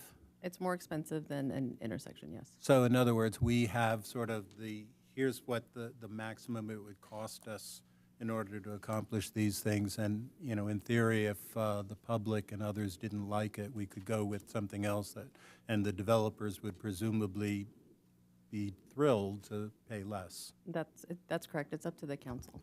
Okay.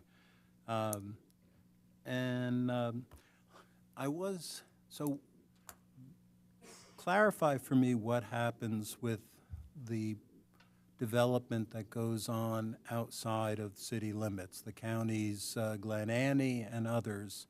They're not, you said they're not responsible for paying us any DIF fees?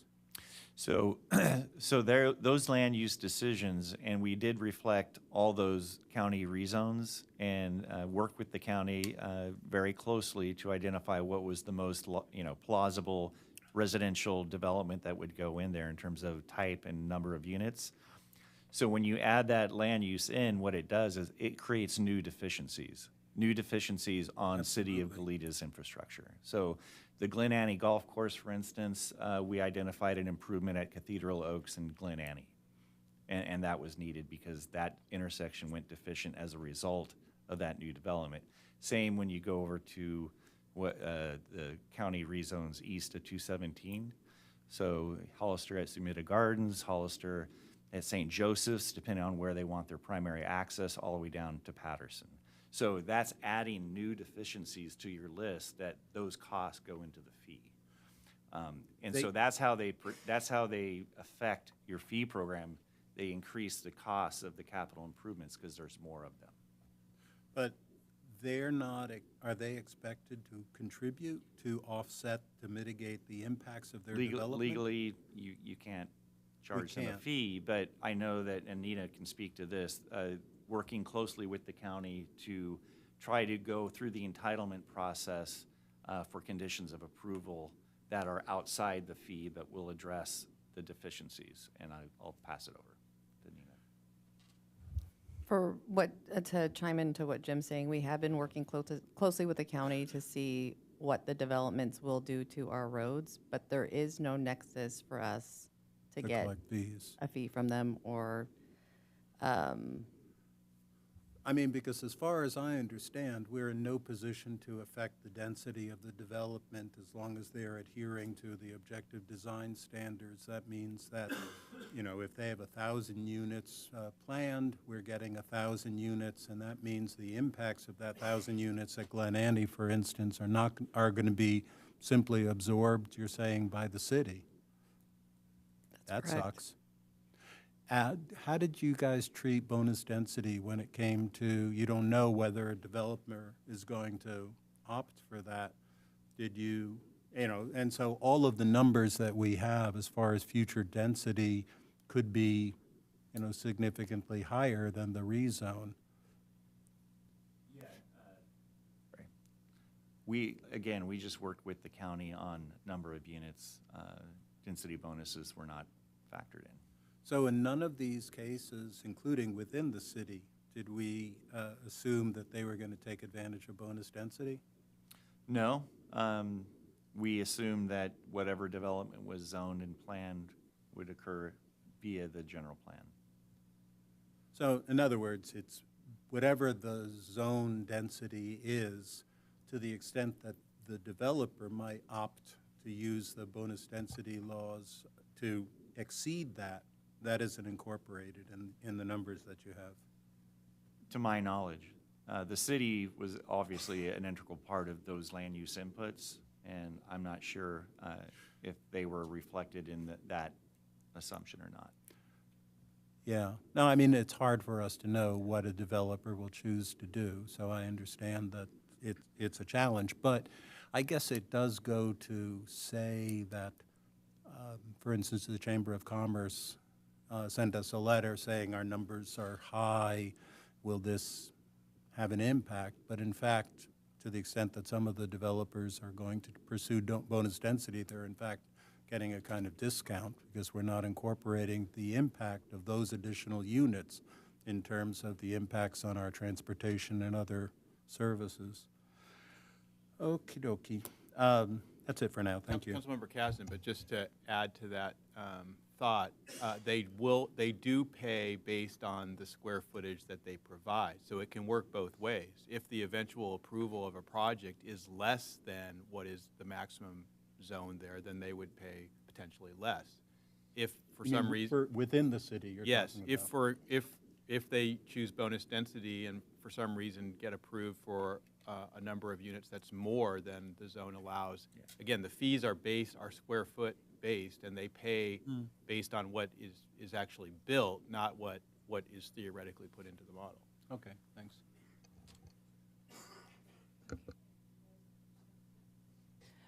Thank you.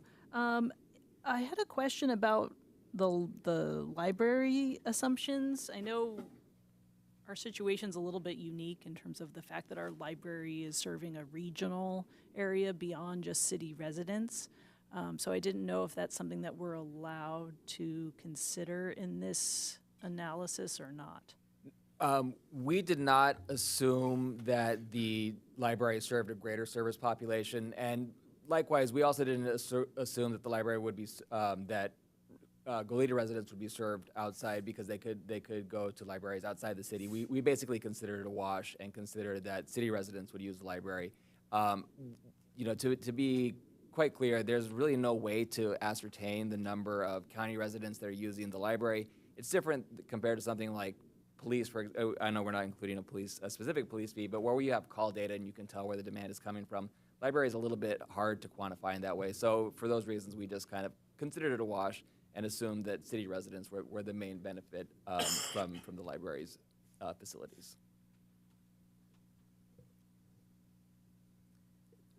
That's interesting. I guess I question that choice a little bit because I think how we're positioned is pretty unique. Our library, and I mean in that we sort of have a legal obligation to serve regionally, and then particularly as it relates to Isla Vista and how Isla Vista is sort of an island, and Eastern Goleta Valley. Yeah, and I would just add, I mean, right now as it stands, the city is the operator of Zone 4. Right. And we do, by contract, work with Buellton and Solving. So, again, forecasting out, is that always going to be the relationship? I don't know. And, there's been talks about Isla Vista trying to pursue its own version of its own. So there are a lot of permutations that could exist. It kind of goes to the point earlier about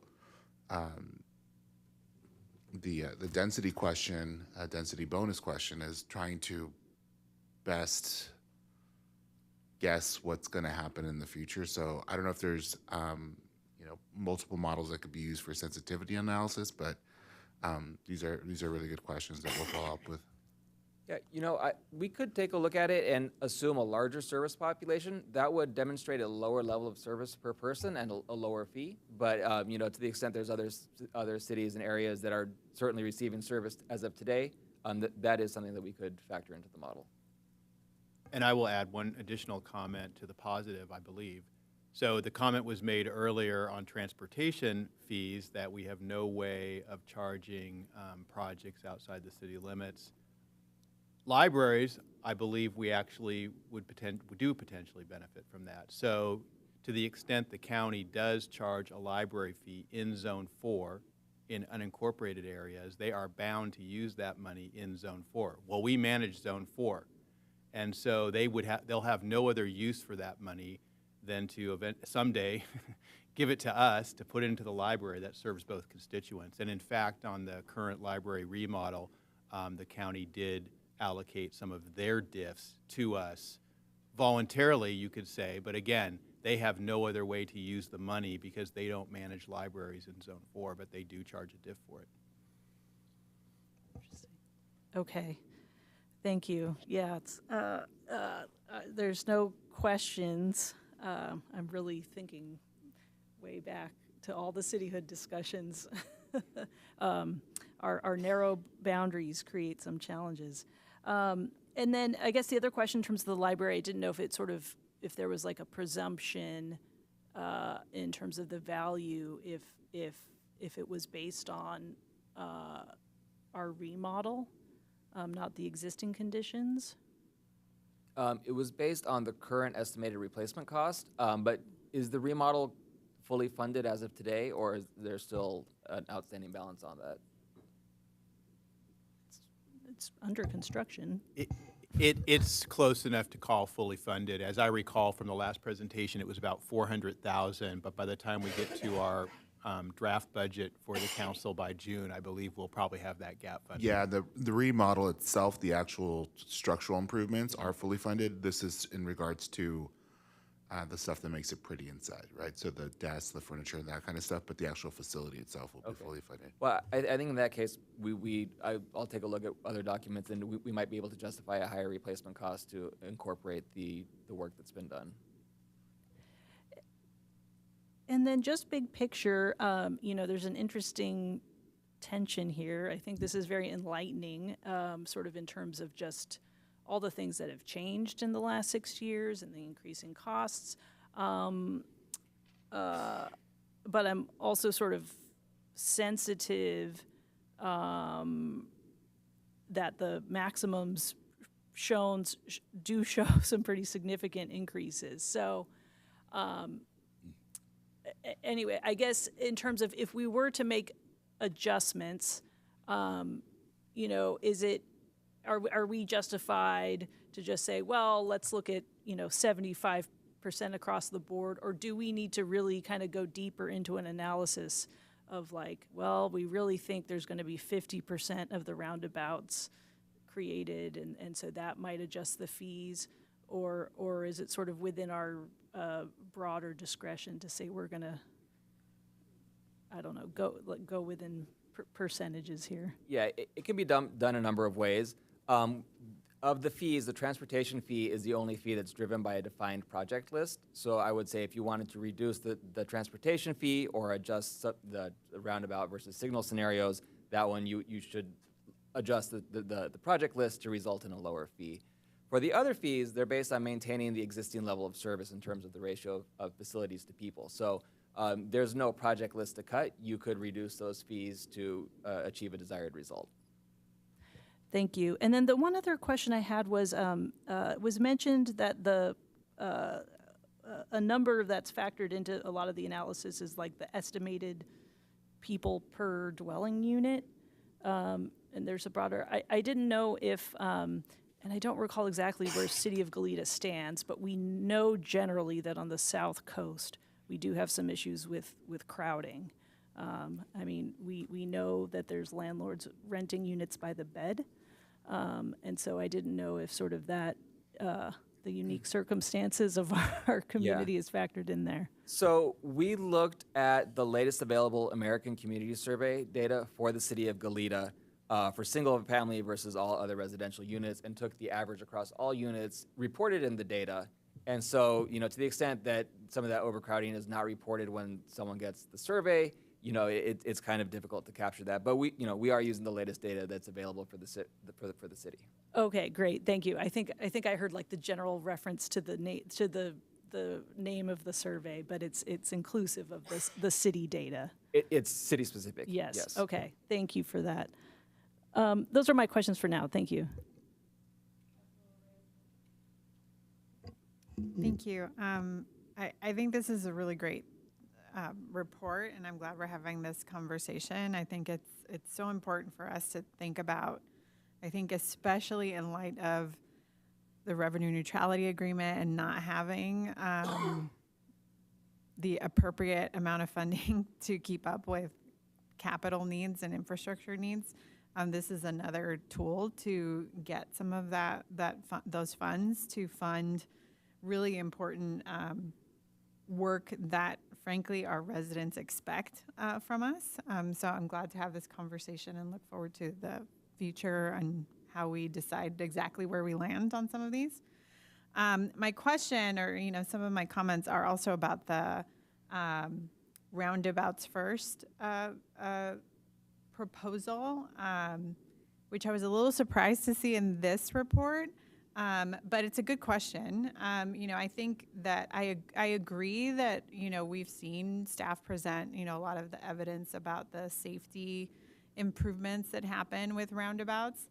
I will say I also recall a fantastic presentation from Ms. Glazer about the improvements to traffic signals that also, significantly will increase safety or add more safety to different parts of the city.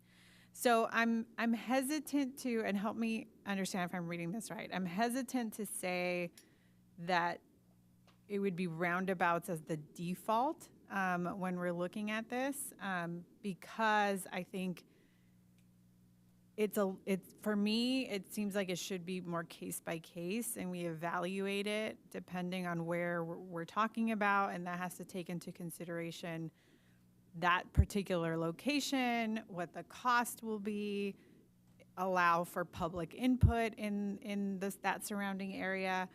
And I completely agree with roundabouts being part of those options when we're doing projects like this. But I hesitate to say from the beginning that that should be the default when I think it should be evaluated as they come up. Councilmember Reyes-Martin, thank you for the question. We're looking at it from the perspective of safety and capacity. So as we get more development outside the city and we don't have the ability to widen from 2 lanes to 3 lanes, we'll increase capacity by 50% by incorporating roundabouts. So that's another reason why we're recommending it first. And we're recommending it at intersections that will be signalized now, so that weren't signalized before. And the only roundabouts that we're recommending at major intersections where we're doing major increases, like we're adding lanes. So that was the recommendation.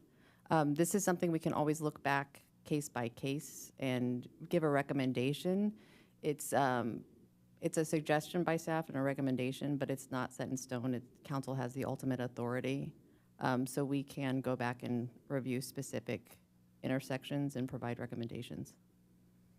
Yeah, and I'd love to hear from the rest of council too. And we did get some public comment. Again, I fully believe that they should be evaluated as one of the options. And if we're going to do that anyway, then I guess maybe then I question why we need to have it as a policy at this stage.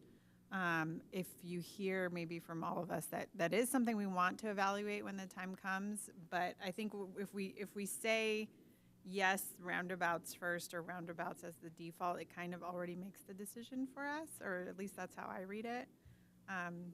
So I'm just kind of sharing my thoughts on that at this point. But thank you, I appreciate that response.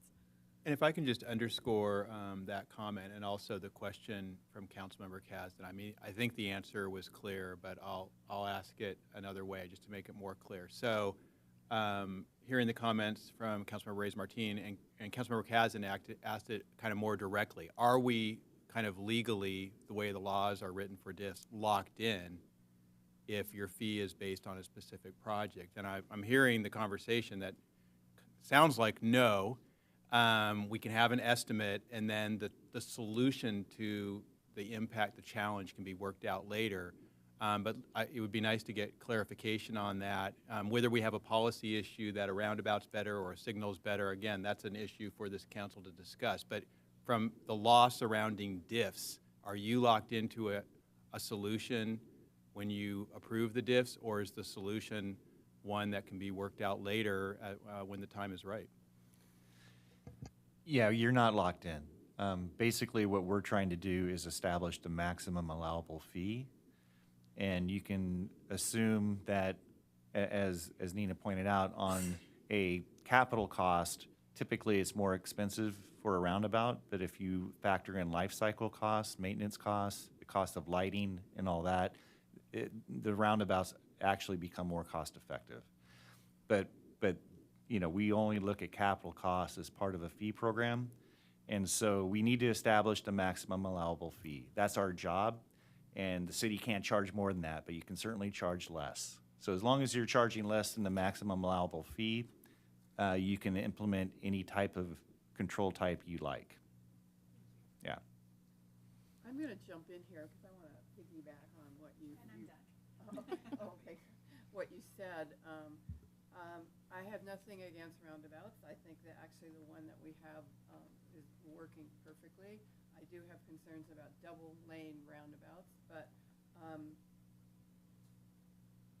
I guess what I'm concerned about is something I heard when we went to Cathedral Oaks and Glen Annie with the county, and we were discussing the extra traffic and the kids and how can we make it safer at that intersection and the neighborhood.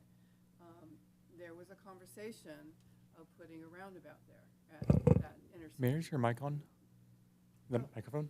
Ooh, no. Oh, I don't usually do that. Sorry. Okay, so I'll go back to a conversation we had when we were looking at intersection of Cathedral Oaks and Glen Annie in the discussion with the Glen Annie development, and how could we deal with the extra traffic in that intersection, especially because of the school and the kids. And there was mention of a roundabout at that intersection. And one of the county's public works engineers said, I would never put a roundabout this close to a school when there's kids going through it. So I feel like we absolutely have to make that decision of whether, maybe we need to hear from other experts, because I'm not against roundabouts, but that just set in my head, like, are we doing the right thing at that particular intersection? Yeah, no, it's a great point to make. I just want to clarify, at that location, we are not recommending a roundabout. We're adding right turn channelization.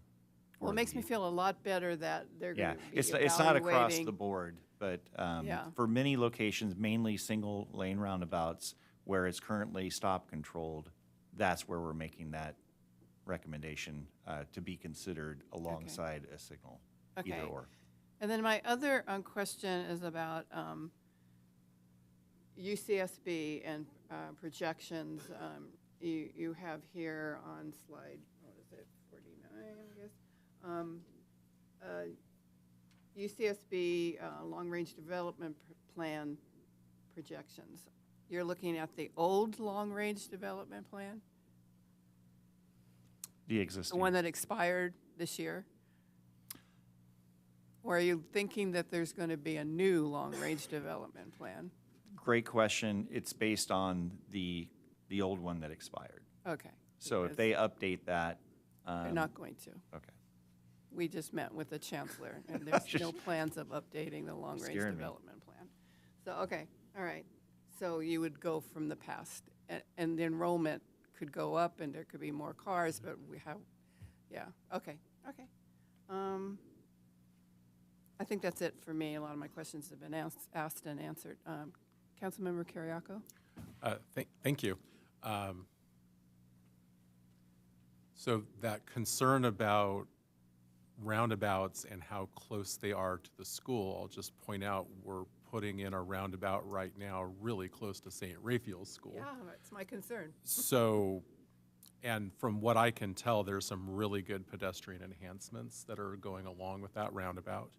There is the ability in a couple places between the two roundabouts to cross the street where it was never previously safe to do it before, and there's pedestrian islands to protect. So I feel, I appreciate the sensitivity of wanting to protect children, but I don't think we can simultaneously say we can't do a roundabout because we have to protect children, but by the way, roundabouts are 90% less fatal. Right. But you don't have the volume at that intersection that you have at Hollister, or excuse me, Cathedral Oaks and Glen Annie. There's thousands of students. I'm not talking. Yeah, and this is the an part. elementary school. No, I hear that. High school. And I'll just remind everyone, because I think in the conversations about housing, it gets really easy to focus on Glen Annie. And a population bigger than the city of Guadalupe is going in eastern Goleta on our border. And I think that gets completely lost in the discussion. There is a massive amount of housing, and that's not counting Georgie. That's just counting Caird and St. Athanasius. There is so much housing going in over there, and it does not get talked about. And one of the reasons why the traffic studies and some of the report I think we just heard is not as bad. You mentioned St. Joseph's a little bit. You mentioned Hollister and Patterson. They did not mention Hollister and Ward. Why did they not mention Hollister and Ward? Because of the roundabout. The sad thing about the roundabout is it was supposed to really improve traffic. It was supposed to really improve circulation in that area based on the assumptions of those areas staying as agriculture, because that was the planning that we were relying on. That's what the county told us they were going to do.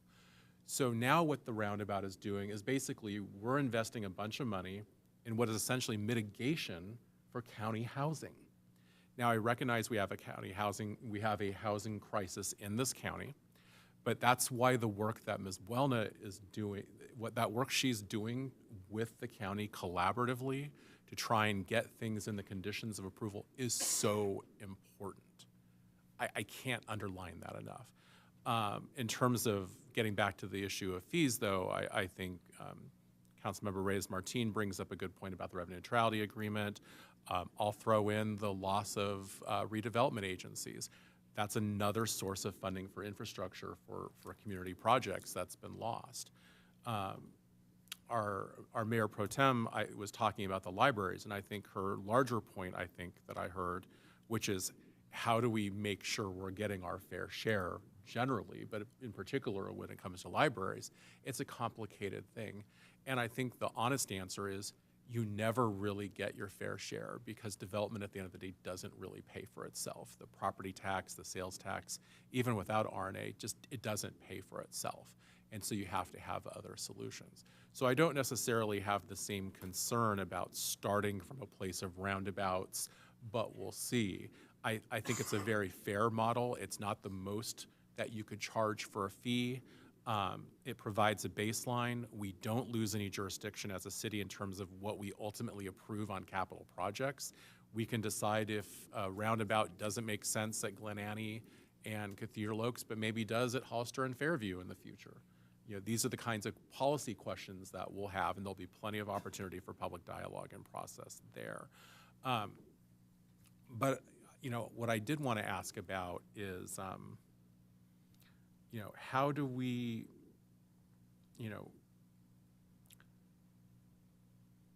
in an environment where uniquely there's so much of a county land use happening adjacent to city jurisdictions and using city roads and relying on city infrastructure, you know, there was a comment letter about, you know, you don't have to charge the maximum.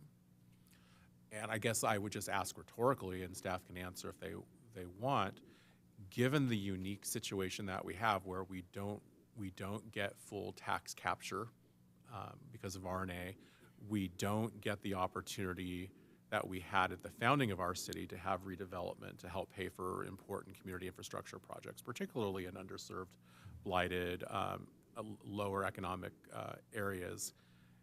Why wouldn't we try and get as much of our fair share as we can when it comes to dealing with the actual regional cumulative impacts of growth on our city, whether it's parks, recreation, city services, libraries, you name it.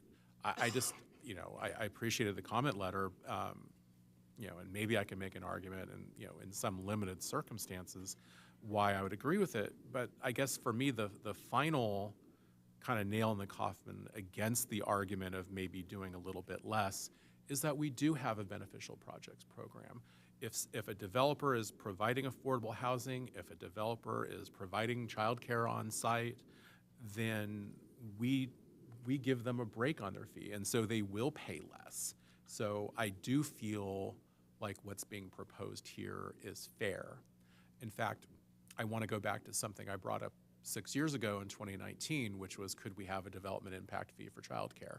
And at that time, the process was too far down the road. We were being asked to approve something that had started before, and so I backed off. But now we're here, and I want to ask, what would be required to do what County of Santa Cruz, what City of San Carlos, County of Santa Cruz, Millbrae, and you know, a lot of other communities are starting to do, Santa Cruz has been doing this since the 80s and charge a development impact fee to help fund childcare infrastructure and the provision of licensed spaces. The more development happens, the mayor pointed out how much growth is happening. Those people moving here have children and they need places for their children to go. And it impacts the city negatively, much like when it comes to affordable housing, as Councilmember Kasdan pointed out.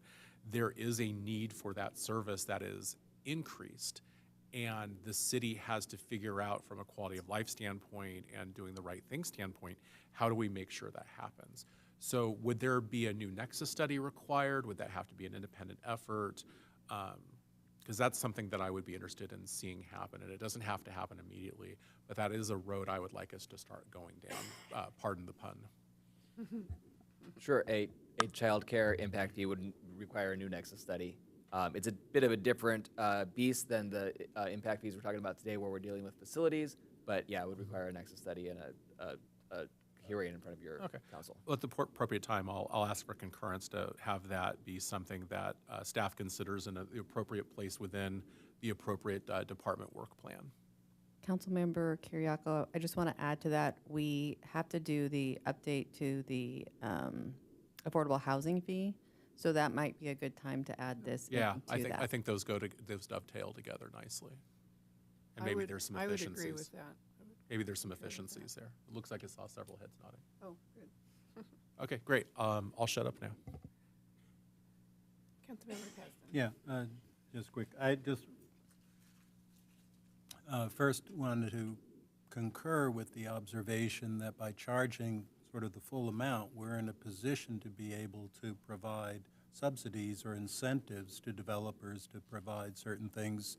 And I think we've done that on multiple occasions on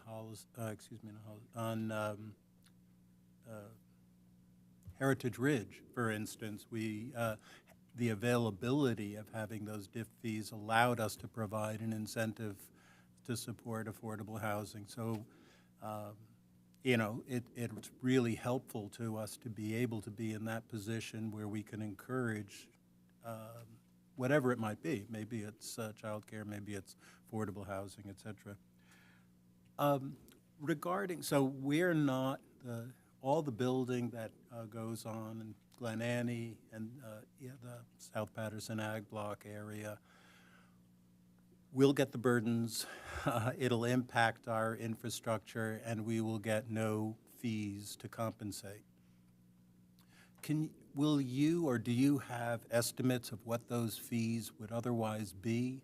Can we be in a position to be able to say, here's what you should be paying? I am curious to see how that juxtaposes with our revenue neutrality, for instance.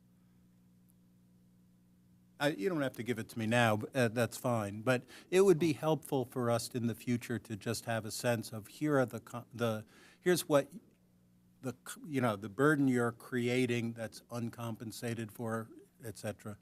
No, it's a great question, and we know exactly how much that is. Good. So we calculated the fair share as if they would be subject to the city's fee. What would they actually pay? I think we would find that very interesting. We can bring you that number. Thank you. Yeah. And one last observation to the mayor's point. We do, even if you're using the old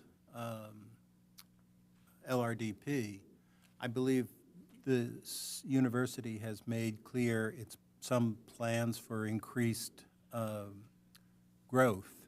And so even if it's not in the LRDP, they've already, this year was a record number of students who were admitted, or at least, who were admitted.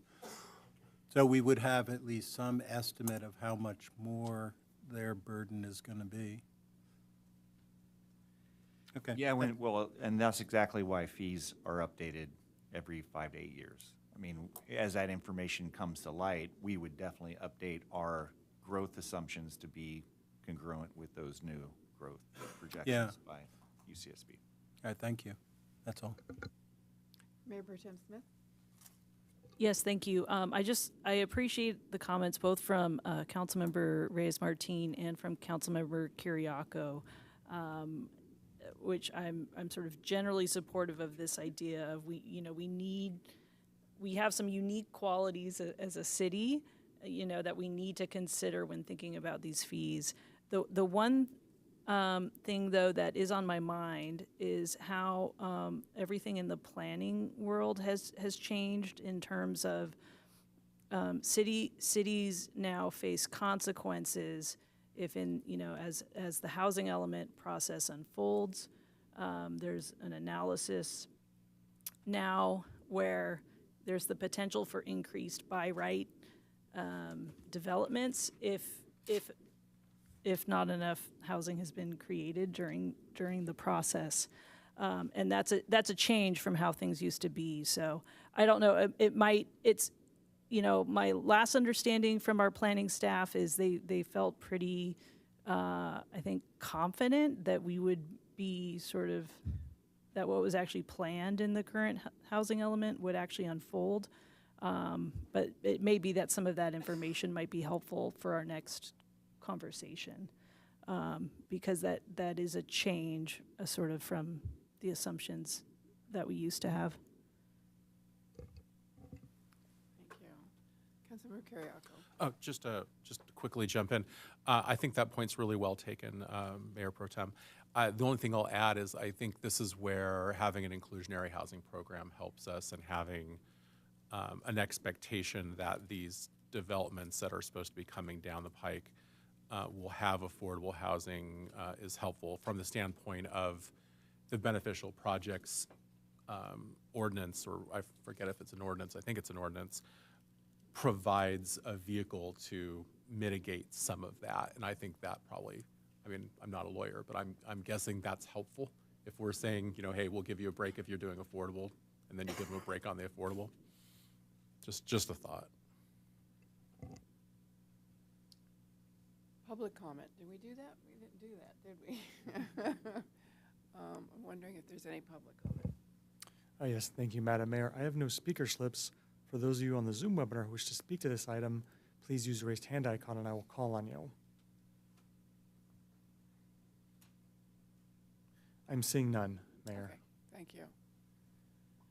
Okay, this is just a presentation, so there's no motion needed on this one.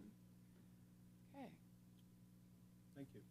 Councilmember Reyes-Martin, you look like Are we something to say. done? I just wanted to say that the National Weather Service put out a severe thunderstorm warning until 11 o'clock right now, so please get home safely. We just heard a lot of lightning and thunder outside.